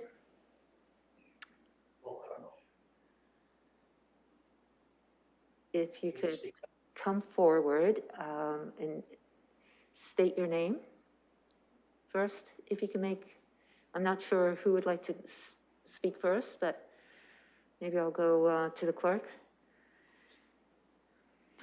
May I please just confirm that George does not wish to speak? Through the chair, I believe that question should be directed to me, Matt Campbell. That is correct. George was not going to speak. Thank you, Matt. So I have Susanna and Laszlo in committee rooms 1 and 2, please. We'll go to committee 1 and 2. If you could state your name, address if you wish, and you do have up to 5 minutes, so please bring forward your comments. Yes. May I speak now? Yes, if you could state your name and address if you wish. And you have My name is Laszlo Rahoy, and I am the resident of 169 Forest Hill Avenue. Thank you. And a homeowner there. I don't want to go into the technicalities because other people who were speaking are much better in that sense. I just want to talk about the practical effect of this bylaw amendment and what it would bring to the residents of the street. The street is mostly lived by older people whose life savings are invested in their houses. And the property values will go very badly down. But not just the property values, the quality of life in the street would go down. We regularly have to stop for wildlife on the street. Yesterday, 2 white-tailed deer were in my backyard, and so on. I know most people are not so much interested in it. It's a beautiful place to live, that street. And the proposed amendment would make it possible a building of a substandard slum at the end of our street, right by the corner of Springbank Drive. If I can just interrupt, I would appreciate, I know it's very difficult sometimes trying to understand the application, but I do want you just to pause a moment when you do make comments of what this building may be. I just would like to give you caution here, but please proceed. Yes, this building is supposed to be an apartment building, which is substandard in many fronts, like the size of the apartments, the available parking places, the setback from the street, especially from Springbank Drive, but from Forest Hill Avenue too. So I would say it's a substandard building for a purpose which will turn into a subsidized rent place sooner or later. And the traffic problems which it will cause, because the entrance would be from Forest Hill Avenue, would be unsolvable practically. Because right now it takes a long time and it's very hard to get out from Forest Hill Avenue to Springbank Drive, especially if somebody is doing a left turn. Another 38 people at least or more trying to come out, drive out at the rush hour would make it practically impossible to come out. And the property values, living farther in, but the property values close to it would be very much depressed, that's for sure. And when I was building the detached garage on my yard beside my house, I couldn't build it with a steep higher roof because it will shade the neighbor's lot. Now looks like a 6-story building won't shade the neighbor's. Oh, That's the situation. And the original picture, which was put out on the billboard, was very deceiving. It's showing a nice, beautiful building standing at the center of the big tree and wooden lot. No, there won't be any trees left practically there. It will be a concrete desert, a parking lot behind it. Even that one is very tight, not enough parking spaces, places, and it would provide a very different quality of life, both for the old residents of Forest Hill Avenue and for those unfortunate people who will live in that apartment building. I don't want to waste your time, ladies and gentlemen, but in my opinion, the only acceptable thing would be to build there is a nice 2-story townhouse. Why they don't do that? I know why they don't do that, because they picked up those lots cheap. The 3 lots cost around $1.5 million, which is a paltry money this time, and they would want to put up an apartment house or high-rise on it, which in any other place would take many millions of dollars to provide a suitable lot for it. So that's what I wanted to say. So I haven't met anybody in the street who would support the idea, and we are the people who live there.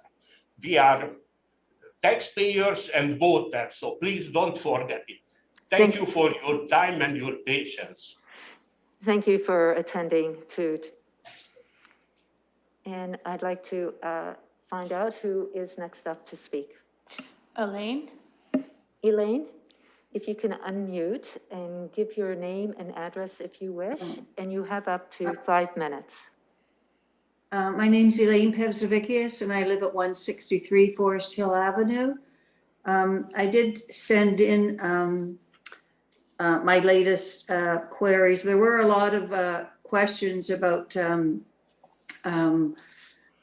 zoning that was sent in it with the initial, when we first initially got the news that they were proposing to do this apartment building. My last one that I wasn't sure if I would be able to connect well tonight, so I actually sent this in as well. If you don't mind, I'm just going to read it because I get a little nervous speaking in front of people. My main concerns now for this site, the first would be if London Waste Management, the garbage division's been consulted. Because now when I'm looking at that site again, garbage, when reading at your city plan, garbage pickup is not allowed on the curb for developments that are more than 12 units. And when I spoke to the developers, I guess in November when they had that Zoom, because it's not even marked on their site, they were indicating where the garbage would be picked up. And in looking at that, let me just read again verbatim what I wrote. A private drive would then be needed for garbage pickup. Garbage loading is not shown on the site plan, but I was told that it would be on the west side in front of the amenity area. And I understand, I've been told this, that garbage trucks need a 12-meter radius to turn around. And there's not enough room for the truck to do that. It would actually knock out a great part of the southwest corner of the building. And then the garbage truck would have to back up, which also would eliminate most of the parking on the west side. So I don't know how they're going to do that. I mean, the building is just way too big for the plan. For those 3 home units. Parking and traffic is a big issue. There's not enough parking spots on this site. For any growth of trees, there's only a 1.5 meter setback from the neighbor's property line. And this is what I don't understand, what the fellow before was saying about them being able to grow big trees. It's a 1.5 meter setback. And I've been told that trees need a 3-meter radius from the center for growth. And that would cut greatly into any of the parking spaces on that side too. So you're losing the parking spots there. And this plan also doesn't show any drop-off areas for guests or loading or deliveries or anything. We find that it's very deceiving. The description, I mean, the picture of what it's actually, what it's supposed to look like. And as the other gentleman said, turning left onto Springbank from Forest Hill is already difficult as our exit is halfway down a hill. The city engineers need to look at the site plan as the building proposal only has a 6-meter daylight triangle at the south. It would be the southeast corner. And that actually is going to obscure our view for going out and turning safely right there as well. Let me just see, what else do I have here? Oh, also the amenity area for the residents is very poor, and it doubles as a snow removal area or snow storage area. That would mean that nothing can be programmed for the residents, as that can only be grass there. So there's going to be really nothing offered for any tenants that would be there. And basically there's no consideration for landscaping on the site at all. So that's a whim that they're talking about doing later on. I don't know how they can do that and still keep the building that big. I guess in closing, I'm saying I understand that London needs more rental units on bus routes within the current city limits. This apartment, however, would not benefit the city of London or our community, but solely only the pockets of the developer. I'm just saying a small development is all that's suitable for this site. It should not be a large apartment building. And where do the guests park? Um, If you could please mute Elaine, and thank you for your comments. Thank you. And moving along. Brenda? Brenda? Hi. Yes, I'm going to read most of mine as well. Yeah, I just want to remind you, you do have up to 5 minutes, and if you could just state your full name and address if you wish. Sure. It's Brenda Palmer. I live at 185 Forest Hill Ave. We do appreciate the concession of the one-story drop on the north side of the building, but how have you maintained the number of units and the parking spots? You're still showing 38, so that seems odd. And although you've reduced the height, you're planning to put a terrace there instead, which does nothing to enhance the neighbor's privacy. We had the same concerns as Elaine about the garbage truck. And in our written submission and at the meeting, we raised that issue about there appearing not to be enough space because they needed the 12-meter turning radius and they're not supposed to back up. This issue's never been addressed to our knowledge, so we want to know if that has been resolved. It doesn't look possible in the plan, and also the snow removal. Figure 5 in that report has scaling issues that minimize the imposing quality of the building. The building is rendered from a different viewpoint than the surrounding neighborhood. This is evident if you look at the angles of the corners of the building and compare that to the corners of the houses. It is also evident when comparing the height of the 2-story building across the street from the 6-story building. It certainly doesn't look as if it's 3 times as tall, so that's a bit of misinformation. And it is evident in the fact that the site plan shows the building parking lot extending all the way back to the adjacent property, whereas the diagram shows a large green space. Figure 2 does a much better job of showing the scale of the building to the small single-story homes immediately behind its parking lot. It's much more dwarfed. All these exemptions and rezoning that are being done to make this site compatible suggest that it really isn't. Also, there is supposed to be consideration of other sites that might be more appropriate. Which other sites were considered? The person who bought up these properties wants to put up a building that will provide him the greatest return, and the city is helping by ramming through exemptions and adjustments to make that happen, even though the community doesn't want this and they don't even conform to the city's own plan. We think this space would be better served by townhouses. You can still maximize the number of units on the site, and in this market, the property owner would still make a great return on his investment. I guess my last point is that we already have jobs, lives, and things that we need to take care of. And we feel that we're having to do the city's job in vetting these proposals against the official plan, because we're finding things that are wrong, or at least, I don't know, out of scale and things like that. So we've been trying to be engaged with these projects. We've talked to our neighbors, and many of them say the city is going to do whatever it wants. We really feel like the city's not listening to our concerns. We had with this project and also the one across the street. And we feel also that we were shortchanged on the process, that there should have been some kind of community feedback. All we've had is a virtual open house. And now this, which allows us 5 minutes, no back and forth.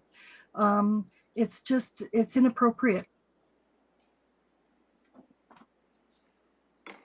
I can give my extra minutes to Tyson. You have 2.5 minutes left. All right, well, like I said, I can give them to my husband. He's got lots of stuff to tell you. Please proceed. Okay. Yeah, hi. So I'm Tyson Whitehead, also at 185 Forest Hill Avenue. And I do appreciate the sort of creativeness of the developer trying to reduce the back height of this story. But I also feel, as everybody else does, that it's just simply too big for the property. And I think this is reflected in the fact that we have to chop all these setbacks back down to nothing. And I know when I came in here, it was Marine Case City talking about a one that they had just approved where they actually increased the setbacks and speaking about how much appreciated that was, and how the scaling was appropriate and stuff. So just that as a point of difference between this one and this one. You know, I understand the developers or their designers are doing everything they can, but you're fundamentally restrained by the size of the property. And now I want to comment on the city's response about appropriate level of intensification and quoting the maximum height on the being the 6 stories, the table. That table, that'd be table 8 in the London plan. There's a footnote in there pointing out that it's not going to be necessarily permitted on all sites, and that's mentioned in other parts of the plan too. I believe I put all the reference numbers I had found in the written report I submitted. So it kind of leaves me wondering, like, there seems to be an understanding that it's not just everything gets built to 6. And I would feel if there is anything that was indicating that perhaps we are, you know, this might be a site where we wouldn't be wanting to hit this sort of maximum, would be the fact that all the setbacks have to be reduced. There's the parking has to be reduced. The density has to be increased. A lot of indicators there. I think that speaks to our concern. And then that all feeds back into the traffic questions and the space for the garbage trucks and so on. And I guess a particular concern for us being on the north side is the north side setback. I guess technically it'd be 23 meters, but they mandate a 1-to-1 setback ratio if you're backing up to an R1 residential zoned area. So that'd be 23 meters, but they've reduced the back to 20 meters. So you could argue it'd be 20 meters, but they're further reducing that down to 15.5, which is I believe that's a 25% reduction with the math in my head there. So, and that 1-to-1 setback, I think, is important for maintaining that privacy. It's important for maintaining that the shadowing. And again, I think the developers or the designers are trying to do everything they can by just pushing it right up to the front. But it all comes back to, again, it's trying to say this property is just too small for this maximum level of intensification. And I think this would be an appropriate case where the London plan speaks about, you know, not necessarily all sites are appropriate for the maximum levels of intensification. Thank you. So, and I want to You talk are a bit coming about to the an shadowing. end, just to give you a heads Okay. up. Has he had his 5 minutes yet? Well, I was going to continue the 5 minutes allotted, but how much longer do you have? I will go quickly. Yeah, so I was just going to say the shadowing. We looked at the shadowing. We finally got a report of the official shadowing plan. It was pretty hard to follow. Yeah, there was. So I had looked up. I used the shadow site on the EU, and I was noticing starting in March 20th, our neighbors to the south are going to be getting about 45 minutes, which approximately their whole property is under. From late September to late March. So that's 6 months. And then as you go out to like late October to late February, that's increasing to 2.5 hours under shadow. And then even further out to November to March, we're talking about over 3 hours. And then finally, sort of the worst at the winter solstice, up to 3 hours and 12 minutes. And these are all, like they say, there's no problems except for late evening, but the time zones we're talking about here is typically between 10 o'clock and 1 o'clock, which is sort of prime daylight time. And, you know, the other day I was out front and realized just how much we need that sun to melt our icy walkways. I mean, we shovel them still, but you need the sun to come down and warm up the concrete and stuff. So very significant concerns about the shadowing. And again, that gets back to the setbacks. And then the final thing I was wondering about was the city seems to be doing this modification under a Chapter 10, a special policy in the old official plan. It seems to me like this would be a high density residential designation, which would be a Chapter 3. And I'm just curious there, because Chapter 3 has a whole sort of process regarding the intensification increase and a community engagement and a site plan process. And this comes back to us just not feeling that we have had much opportunity to engage. I mean, we submitted the written stuff and now we get 5 minutes and that's sort of it. There's no back and forth. I feel like some of that stuff in Chapter 3 that it says would be necessary for this sort of intensification this is the old official plan I'm talking about here now, which is one we're amending, would be appropriate. And you know, then they talk about all these issues we're concerned about: year-long shadowing, buffering, traffic. There's just a big list of that just seems to hit all of the points, and I feel that process is just being dropped somehow. Yep, if you can wrap it up too. And Okay. I do agree. I think sometimes a back and forth conversation is better, but here at the public participation meeting, your comments are taken, and then we will do our best to provide answers to you from staff. Great, thank you very much. Yeah, so I was just hoping we could have some follow-up on those things. Thanks very much. I'll do my best. Thank you. Is there anyone else that would like to speak to this? Claudine? Yes, hello. My name is Claudine St. Pierre. I am at 187 Forest Hill Ave. So my home is and property is directly next to the proposed development. And Claudine, if I may interrupt, I just want to remind you that you have up to 5 minutes too, so please proceed. Yes, I don't think I'll need that long. I want to thank Elaine and Tyson and Laszlo for their thorough sharing of information and work that they've done. But for all the same reasons that Elaine and Tyson and Laszlo brought up, but even more so, I feel that my property, my home, will suffer the most negative impact from the proposed development, and that including the tree loss. My home right now is surrounded by trees, and with the proposed development, my home will be enclosed on two sides by the development. Is there some sort of standard for that should be allowed? It doesn't make sense to me. And in terms of the shadow, as Tyson said, my home will be in shadow. My front yard, backyard will be in shadow for large parts of the day for many, many months through the year. The last thing I wanted to say is about, it refers to the traffic. Since I am right next door to the development, and there being not enough parking spaces for the building and the units that it's proposed, many people may be parking on the road during the day. And as we have no sidewalks, and the traffic, of course, will increase dramatically. And that just, for me, there are children on the street, and I walk my dogs daily, and that for me is a real safety issue.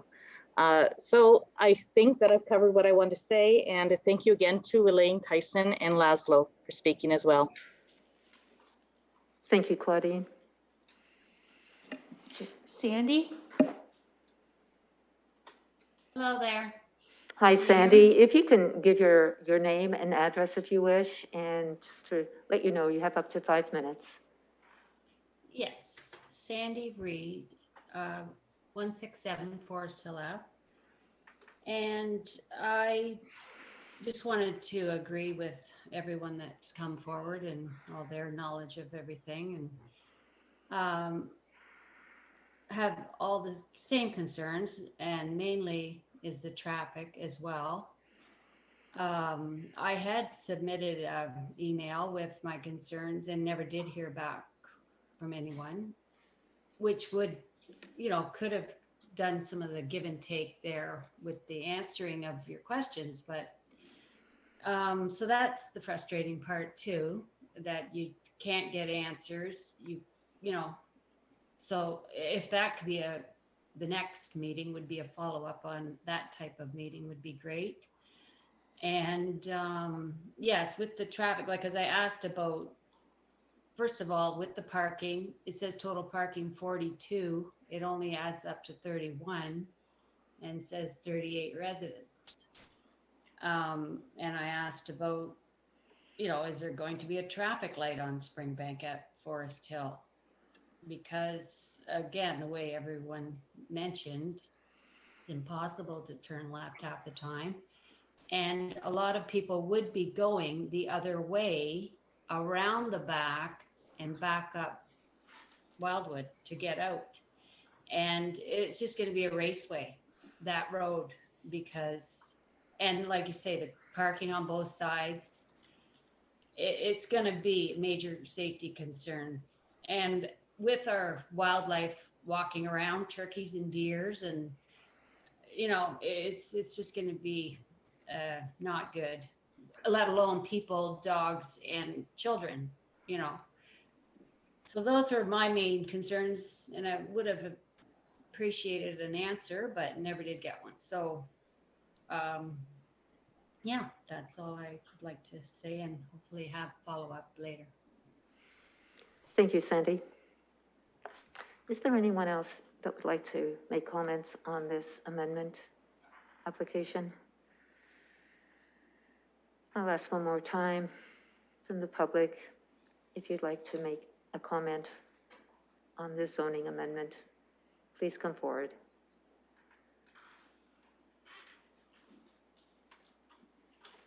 I see none. I will go to committee to close the public participation meeting. Councillor Lehman, seconded by Councillor Lewis.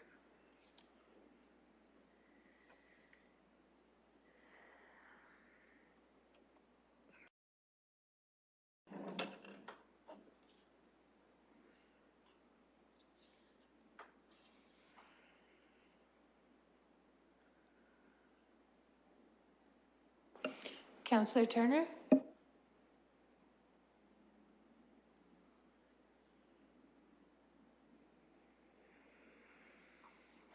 Sorry Closing. about that. Dog's talking to me. Closing the vote, the motion carries 5-0. And committee members, just before we proceed, staff, there were a number of questions that the public have asked. I've done my best to make note of them. And I think the first one is around the garbage consultation and pickup. Not sure if city staff or the applicant would like to address the garbage concerns of pickup. Through the chair, it's Mike Corby here. I'll give a first shot at, and maybe the consultant, Matt Campbell, can help me out as well. So just to be clear, these are conceptual site plans that get refined through the site plan approval process. Garbage collection is one of those items that do get refined, and there are requirements that have to be met. So in order to meet those requirements, if some changes need to be made, they would be made through that site plan approval process. Given the current configuration, and knowing the garbage collection requirements a little bit, I could see them being able to make the turn down to the amenity area and back up down the laneway to be able to pull out forward back to Forest Hill Ave. That would be the intention, I believe. I don't have a solid answer as we're not at the site plan approval stage yet, but that would be my understanding. Mr. Campbell, can you add to that? Do you know? Absolutely, Madam Chair. Just to expand on what Mr. Corby was saying, he is indeed correct. We are planning a private collection service for this building. The garbage room or waste room is located on the west side of the building. And just for clarity, when everyone's looking at this plan, just recall that the northerly part of the building is actually cantilevered. So if you're looking at the plan that has the 6-story version, the light gray on that, there's actually, that's a parking area under the first floor. So the waste room is in the west end of the building. So a garbage vehicle would pull into the site, drive to the back, and then do a 3-point turn. So if you're looking at the site plan, it would do a left turn to pick up, depending on what type of vehicle it is, whether it's going to be like an overhead boom or if it's going to be a front end dumpster configuration. That hasn't been determined yet. It would load up, and then to exit the site, it would back into the northerly parking area towards the north portion of the site, and then do another left-hand turn to go down the main driveway and out to Forest Hill. We have run the turning radii on this, and it does work. Thank you for that. Moving on, since we're talking about the garbage, the amenity space there and the concerns of what use will be with the amenity space. We understand that snow is going to be stored there. Any further concerns about the amenity space and how it can be used?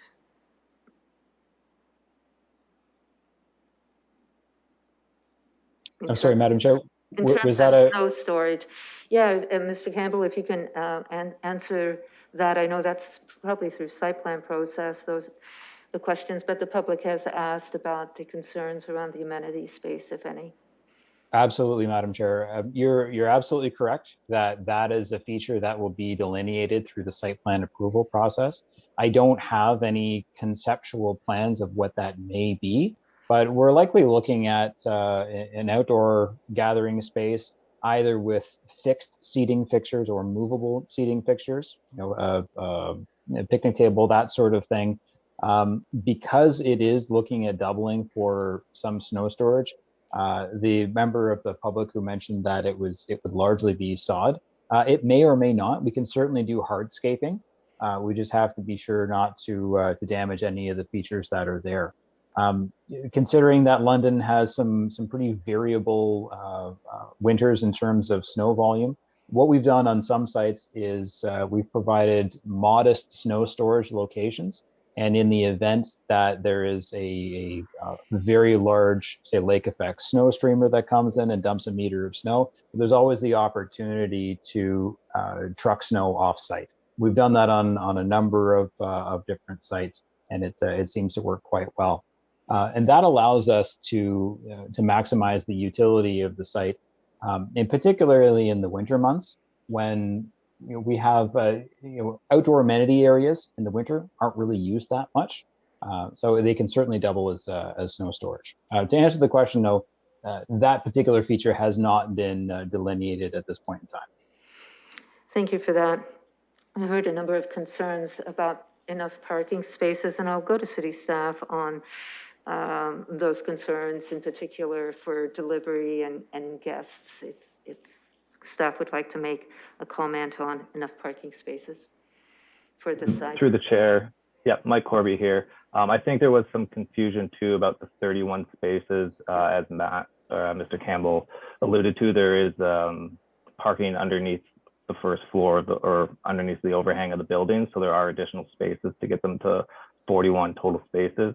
In staff's opinion, along an urban corridor such as this, one parking space per unit is sufficient. This corridor provides access to transit and recreational trails for the members of the building to use along with their vehicle. Thanks. Thank you for that. There was a question about the high density zoning on this property. Should it be high density at 136 units per hectare? If staff can make a comment about, is this high density zoning?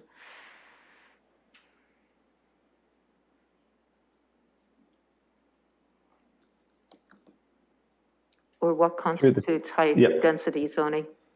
Through the chair, it's Mike Corby again. Yep. In this instance and several previous applications, when we're seeking to align the 1989 official plan with the London plan, as this application has come in based on the urban corridor place type policies, we generally use the Chapter 10 policy to align the plans. Site-specific changes to high density or medium density are not the most effective manner in aligning the two plans because they are very different. So the policy basis and rationale is based on the London plan in this instance. And as we've mentioned, we're just seeking to align the two plans as opposed to redesignating it to a high density residential. And so if I can have clarification, is it high density? Madam Chair, it's Greg Barrett speaking. If I could probably jump on and add to what Mike has said. The policy basis, or the London plan policy basis, which recognize the urban corridor and provide for the intensity of development up to this height. As Mr. Corby indicated, there's a bit of a disconnect though between those policies and the zoning bylaw that we actually have to implement those policies. So and as the committee is aware, we're looking at that process to bring the zoning bylaw into alignment with the London Plan and those policies. So as it stands right now, to deal with an apartment building form of development, which is what this would be, the zoning provisions that we have are those R97 zoning provisions, which in the 1989 official plan are high density residential provisions, but this is not a high density residential designation, but the form is an apartment building form. And so that's what drives the selection of the zoning category that we use. We recognize that this is a bit of an issue, and this committee is probably aware that we've run into this question on a lot of these applications where we're dealing with this kind of thing, where were you to read the preamble to the zoning bylaw, it gives direction and it says this type of zone is to implement this type of use within this land use designation. Whereas right now we're dealing with a different land use designations, different place types. So that's sort of that disconnect that exists there. Thank you for that further clarification. I think it is important that we understand. Moving on, I know there was a question about what other sites were used or considered. I would encourage the public to follow up with the applicant. I'm not sure if that's something that we can consider here right now. But the last question I have here is about the shadowing and concerns, and I would like to go to city staff for those comments. Through you, Madam Chair, Mike Corby again. So we do review all applications that provide these shadow studies and look at the time periods of when it'll affect the abutting properties. Generally, the winter months cast the most shadows, and in staff's opinion, we do understand there will be some shadows within those winter months. Given the limited period of time that it will occur, we're supportive of the height at the 6 stories. I don't know if a reduction in height, what the difference would be, but at this point in time, based on the submission, we're supportive of the shadow study that was presented. Thank you. And with that, I'd like to go to committee members. Councillor Turner. Thanks, Madam Chair. First off, I'd like to thank the residents for coming out tonight and sharing their concerns and thoughts. Received a lot of correspondence, so to those I didn't have a chance to respond to, my apologies. I've had a lot of back and forth and discussions with community members as this application has evolved. Thanks as well to everyone for attending who did the community meeting. There's a lot of good questions and discussion there. Also, thanks to the applicant for hosting it. I think Mr. Campbell spent a lot of time listening to the community, trying to address concerns, but also I think what we see here reflects a bit of what was heard through those meetings as well. So I think we've heard a few of those chief concerns.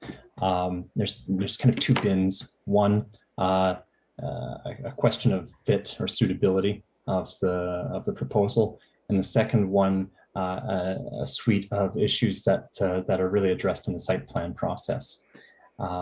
So the first part is the zoning and the official plan amendment about whether a 6-story building is appropriate here, and how it fits on the lot.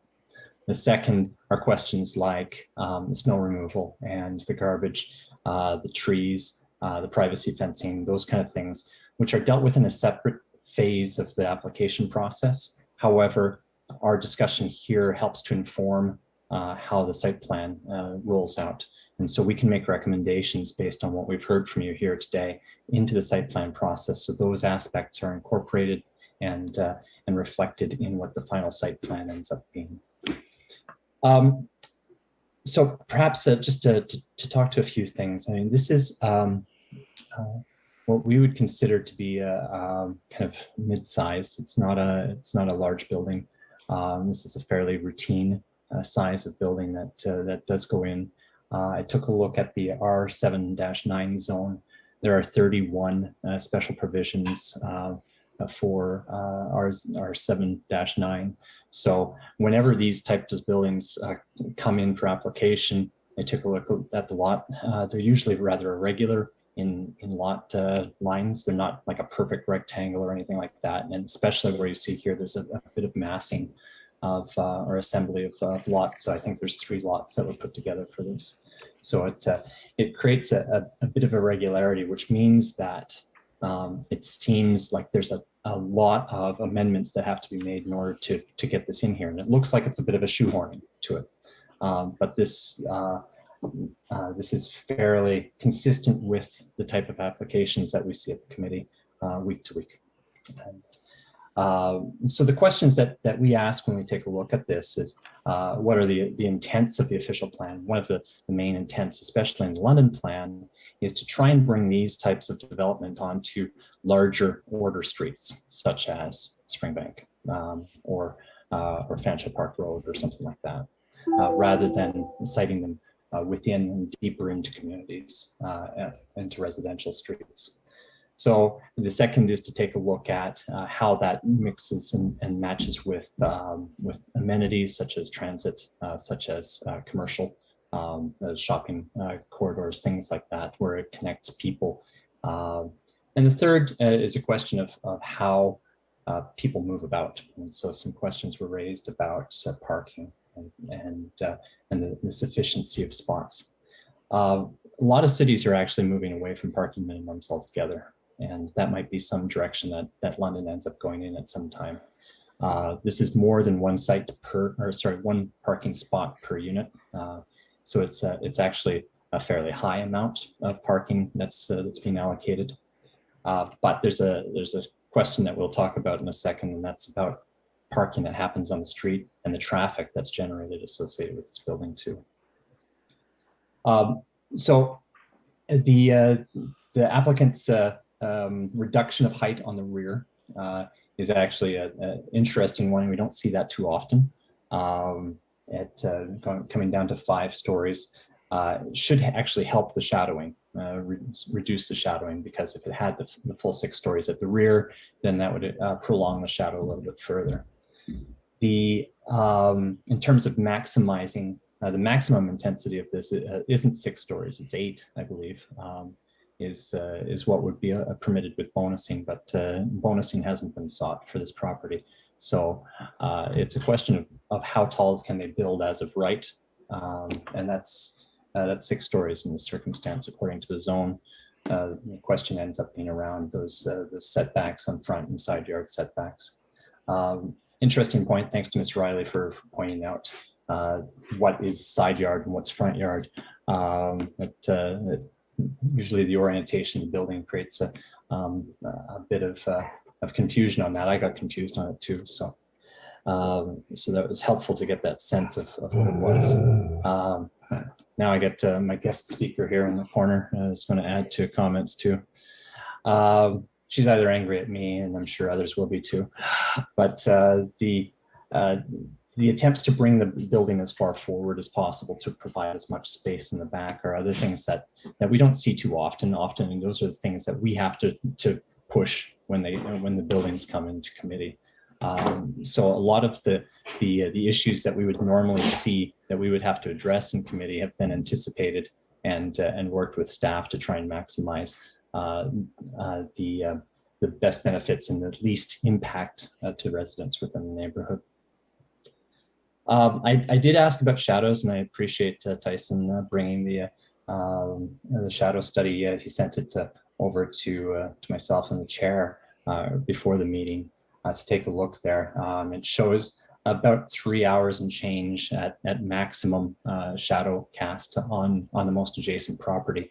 From shadows and where we see shadowing happen in other areas, that ends up being a fairly it's not that large a shadow cast. It seems like it will be, obviously, to the people who are going to be under the shadow. But from what we see in applications in general, That's not that long a duration, and it's not as impactful as we've seen in other areas. In prep for this, I had to take a look to see what other cities did. I found Waterloo's, which permits up to 4 hours of shadowing for a minimum of 50% of the property. So this is less than what Waterloo's were. And I would consider Waterloo's are probably a little bit more aggressive than any standard that the City of London has. Traffic is something that comes up a lot. The question of where the access is to this building, whether it's on Forest Hill or Springbank. I'm glad Ms. Riley answered the question. If it was on Springbank, traffic engineers would have a fairly significant concern with this. And what's usually addressed when we've looked at similar buildings on, say, Fanshawe Park Road, for example, is that they've had to place a pork chop driveway exit so that it would only allow for right turns. And by doing that, what that would mean is in order to affect the turn that they wanted to do, that they would have to go through the neighborhood streets in order to get to the building or to leave the building and do the left turn that they wanted to do later on. So they would, for example, turn right onto Springbank, go down to sorry, I'm missing the name of the street. I think it's Wildwood, but I got it wrong. And then back up Forest Hill, and then try to exit off on Forest Hill, which then puts the 50% of the volume of that building running all the length of the streets. Instead, where this is coming off of Forest Hill directly, the traffic that will happen is limited to the distance from Springbank to the driveway. And the amount of traffic that will go further down onto Forest Hill is significantly reduced as a result of placing it here, strangely enough. In terms of parking, if the concern is on the neighborhood about how much street parking happens, one of the things that residents of a street can do is do a traffic petition to change the hours of parking. So if you wanted 2 hours of parking or 1 hour of parking on street parking and make those limits, you can do that. You just you need 50% of the residents to agree and 50% to respond. And or sorry, 50% to respond and 50% of those who responded to agree to change the parameters of the parking on that street. So you can set it to whatever you want it to be. If you want it to be 8 hours or no restriction, you can have that. If you want it to be 1 hour, you could have that as well. Madam Chair, I'm probably getting close to my time, so let me know, and I'll try and wrap up as quickly as I can. One of the concerns that I have when I hear the discussion is that it ends up getting drawn into the discussion about the building across the street. And we can't, as a committee, take a look at this property in concert with the one across the street. We have to look at them independently. It's unfair to anybody in the application process to look at, to say, okay, well, we're going to judge this property because of what's happening across the street. And we have to take them all on their own merits.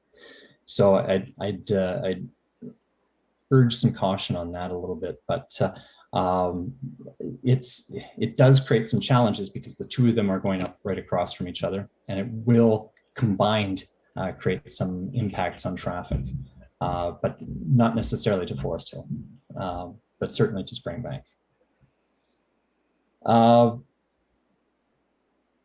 The other, see, I'm taking a look. So the big things that I'm seeing, that I'm hearing out of the discussions from residents, and we've had a chance both in conversations, written correspondence, and tonight, and from the public meeting.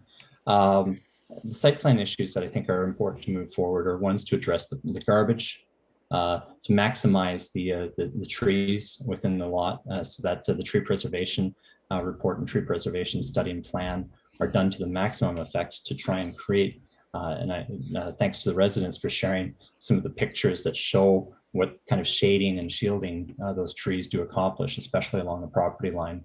And if those ones can be preserved to their greatest extent possible, I think that has a fairly significant mitigative effect. And privacy fencing, and that's already mentioned in the report, in the recommendation, that board-on-board fencing along the west and north property boundaries not only exceed the standards of the site control bylaw, but also has the screening and privacy qualities. So these are the things that we can do in terms of what's most appropriate here. And whether the applicant sought out other sites, that's not so much something that the committee gets to say. The applicant bought these properties, decided they wanted to know what they could build here, and residential, especially a multi-unit residential, is probably the most appropriate thing. I mean, conversely, it's as of right property is for a commercial strip, which I think is more impactful in a bad way on adjacent properties than a residential property. So all that said, I know that that there are concerns with the residents in the neighborhood about having a multi-unit residential building right on this location. And I think really what we're looking at is something that has tried really hard to be sensitive to adjacent properties and to the neighborhood, tries not to over-intensify the site. Because they didn't go for the bonusing. They could have gone for an extra couple stories, and they didn't do that. And I know a lot of people disagree with that. But it's also sited right on a corridor and an artery. And I think they've done a good job of trying to balance that. So I think those key pieces from the site plan, if those can be incorporated, those will go a long way to help the site. So my apologies for speaking so long, but I wanted to make sure that we addressed the concerns that we had heard from the neighborhood. Thank you, Councillor Turner. I do appreciate your comments, and I think it is important that we address the concerns which we've heard tonight by the public. So with that, I'd like to go to committee for a motion or other comments.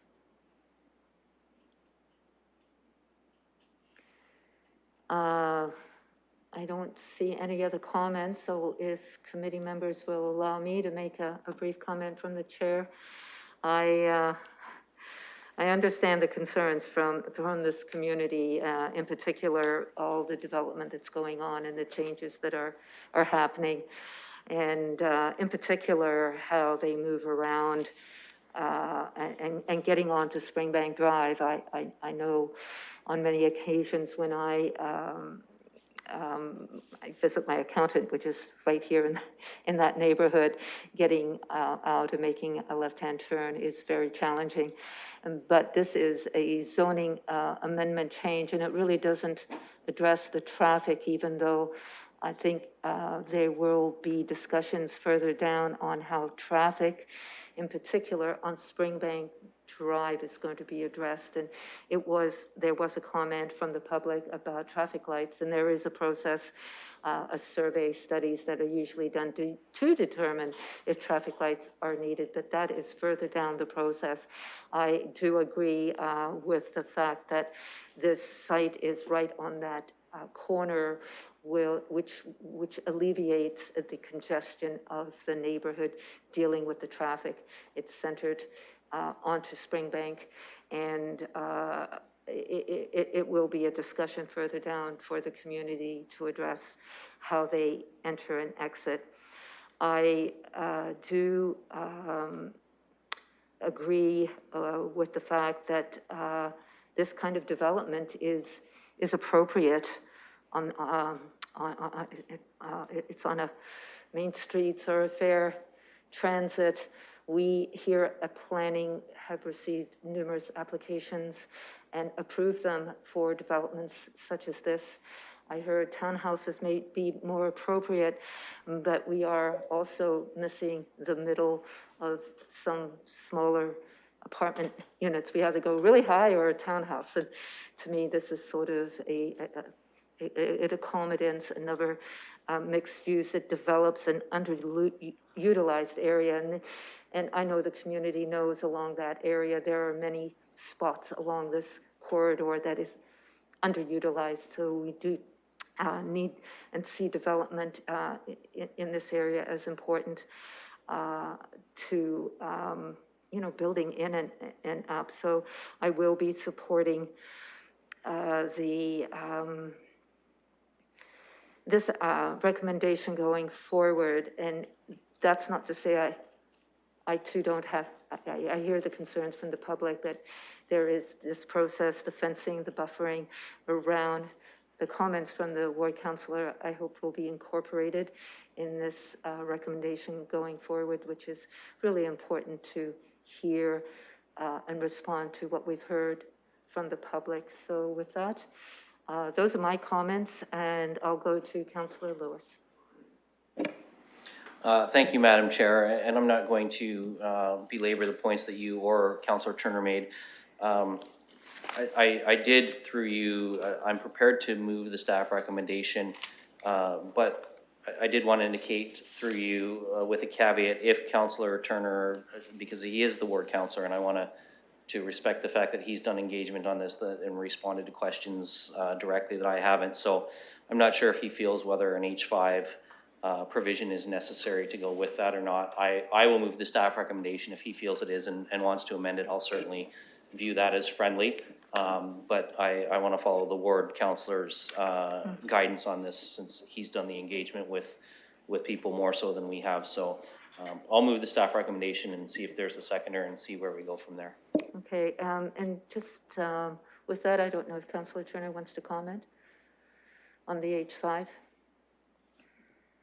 Thanks, Madam Chair. Just through you, certainly to our participants tonight in the discussion. And the H5 is what's called a holding provision for public participation on the site plan. And so what would happen here is that the approval would go forward, but it moves to the next part of this plan, which requires another public meeting like this, so that the public has an opportunity to provide input into the site plan itself. So those issues that we were talking about a few minutes ago. It seems like that there's an interest from the community. Sometimes we do these and then people don't show up. So I would encourage you to take the opportunity. I think thank you to Councillor Lewis for the suggestion of the H5. There are a few issues, like those garbage, tree preservation and privacy that do need to be addressed through the site plan. Typically, when we give the direction that those need to be addressed, they do get addressed, but it would provide one more opportunity for the community to weigh in and make sure that those concerns were satisfied.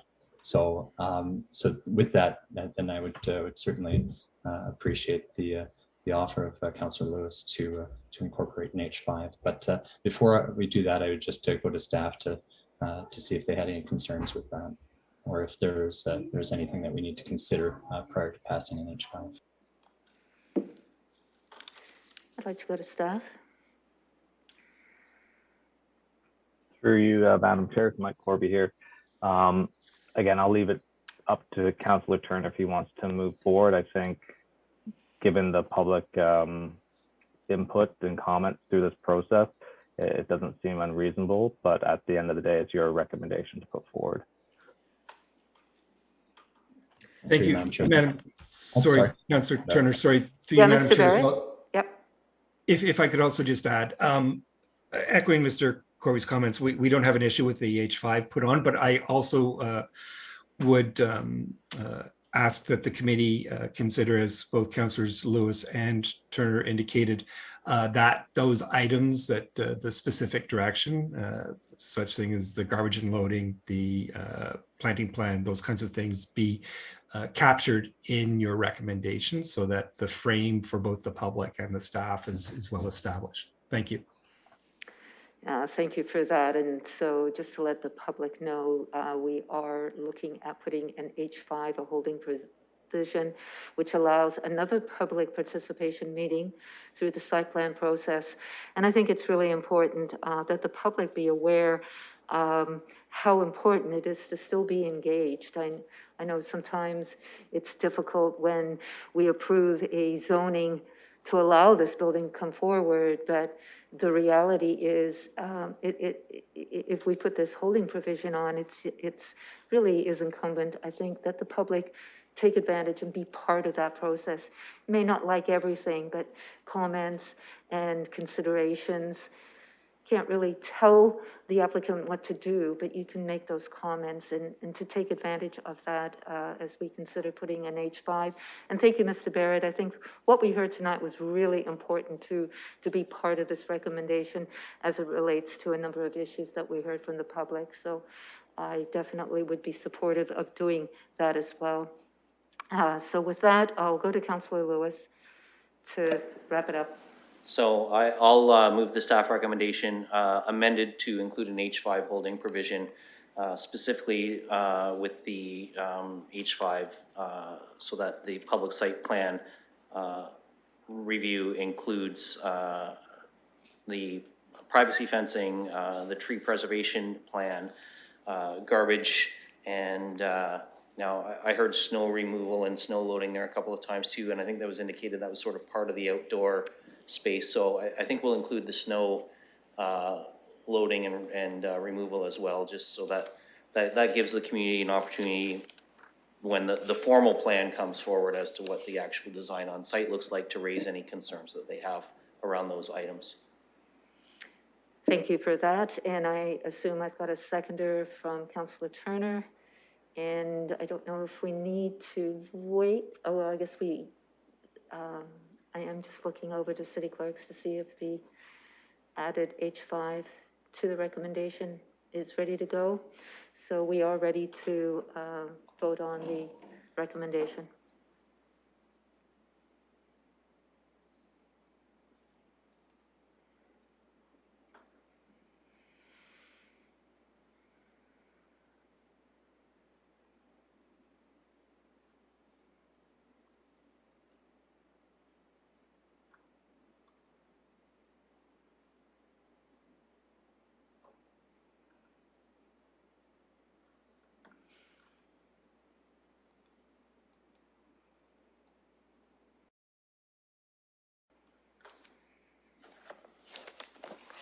Closing the vote, the motion carries 5-0. For attending. It's very much appreciated. Moving on now to our items for direction 4.1. We do have a report from the Environment and Ecological Planning Advisory Committee. I'm looking to receive and approve the report from committee. Councillor Lehman, seconded by Councillor Lewis. And if we could proceed to vote on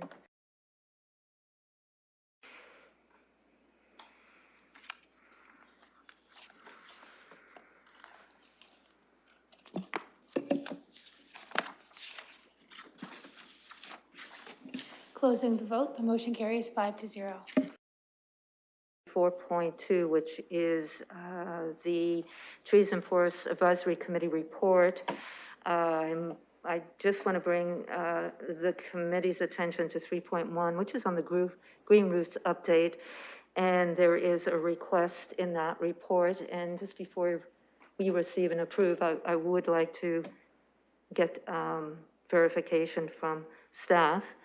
Maybe Mr. Barrett, if that is a concern. 3.1 in the direction given in the report. Thank you. No, through you, Madam Chair. No, that's no issue. In fact, we attended the meeting and we had a pretty good discussion about the notion of green roofs and how that might be addressed in the future. So certainly as part of the rethink zoning process, it would be our intent to be going back to the advisory committees and seeking their input. So this was actually just some helpful input as we get started on the process. Thank you for that. And I'd like to go to committee members for a motion to receive and approve. Councillor Turner, seconded by Councillor Hillier.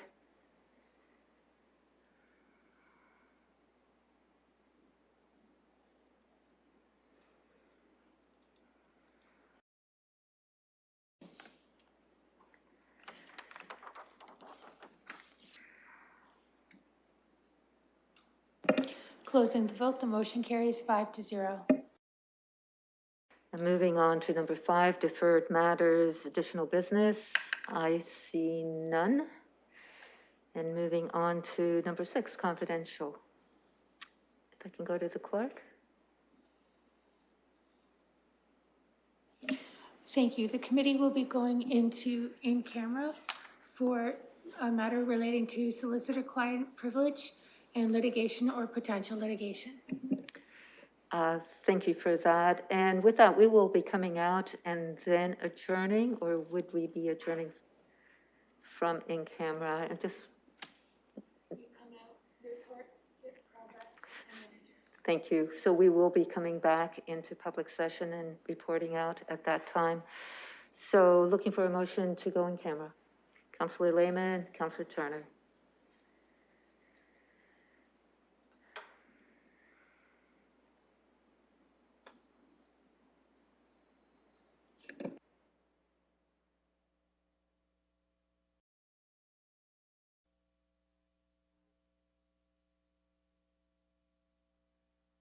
Closing the vote, the motion carries 5-0.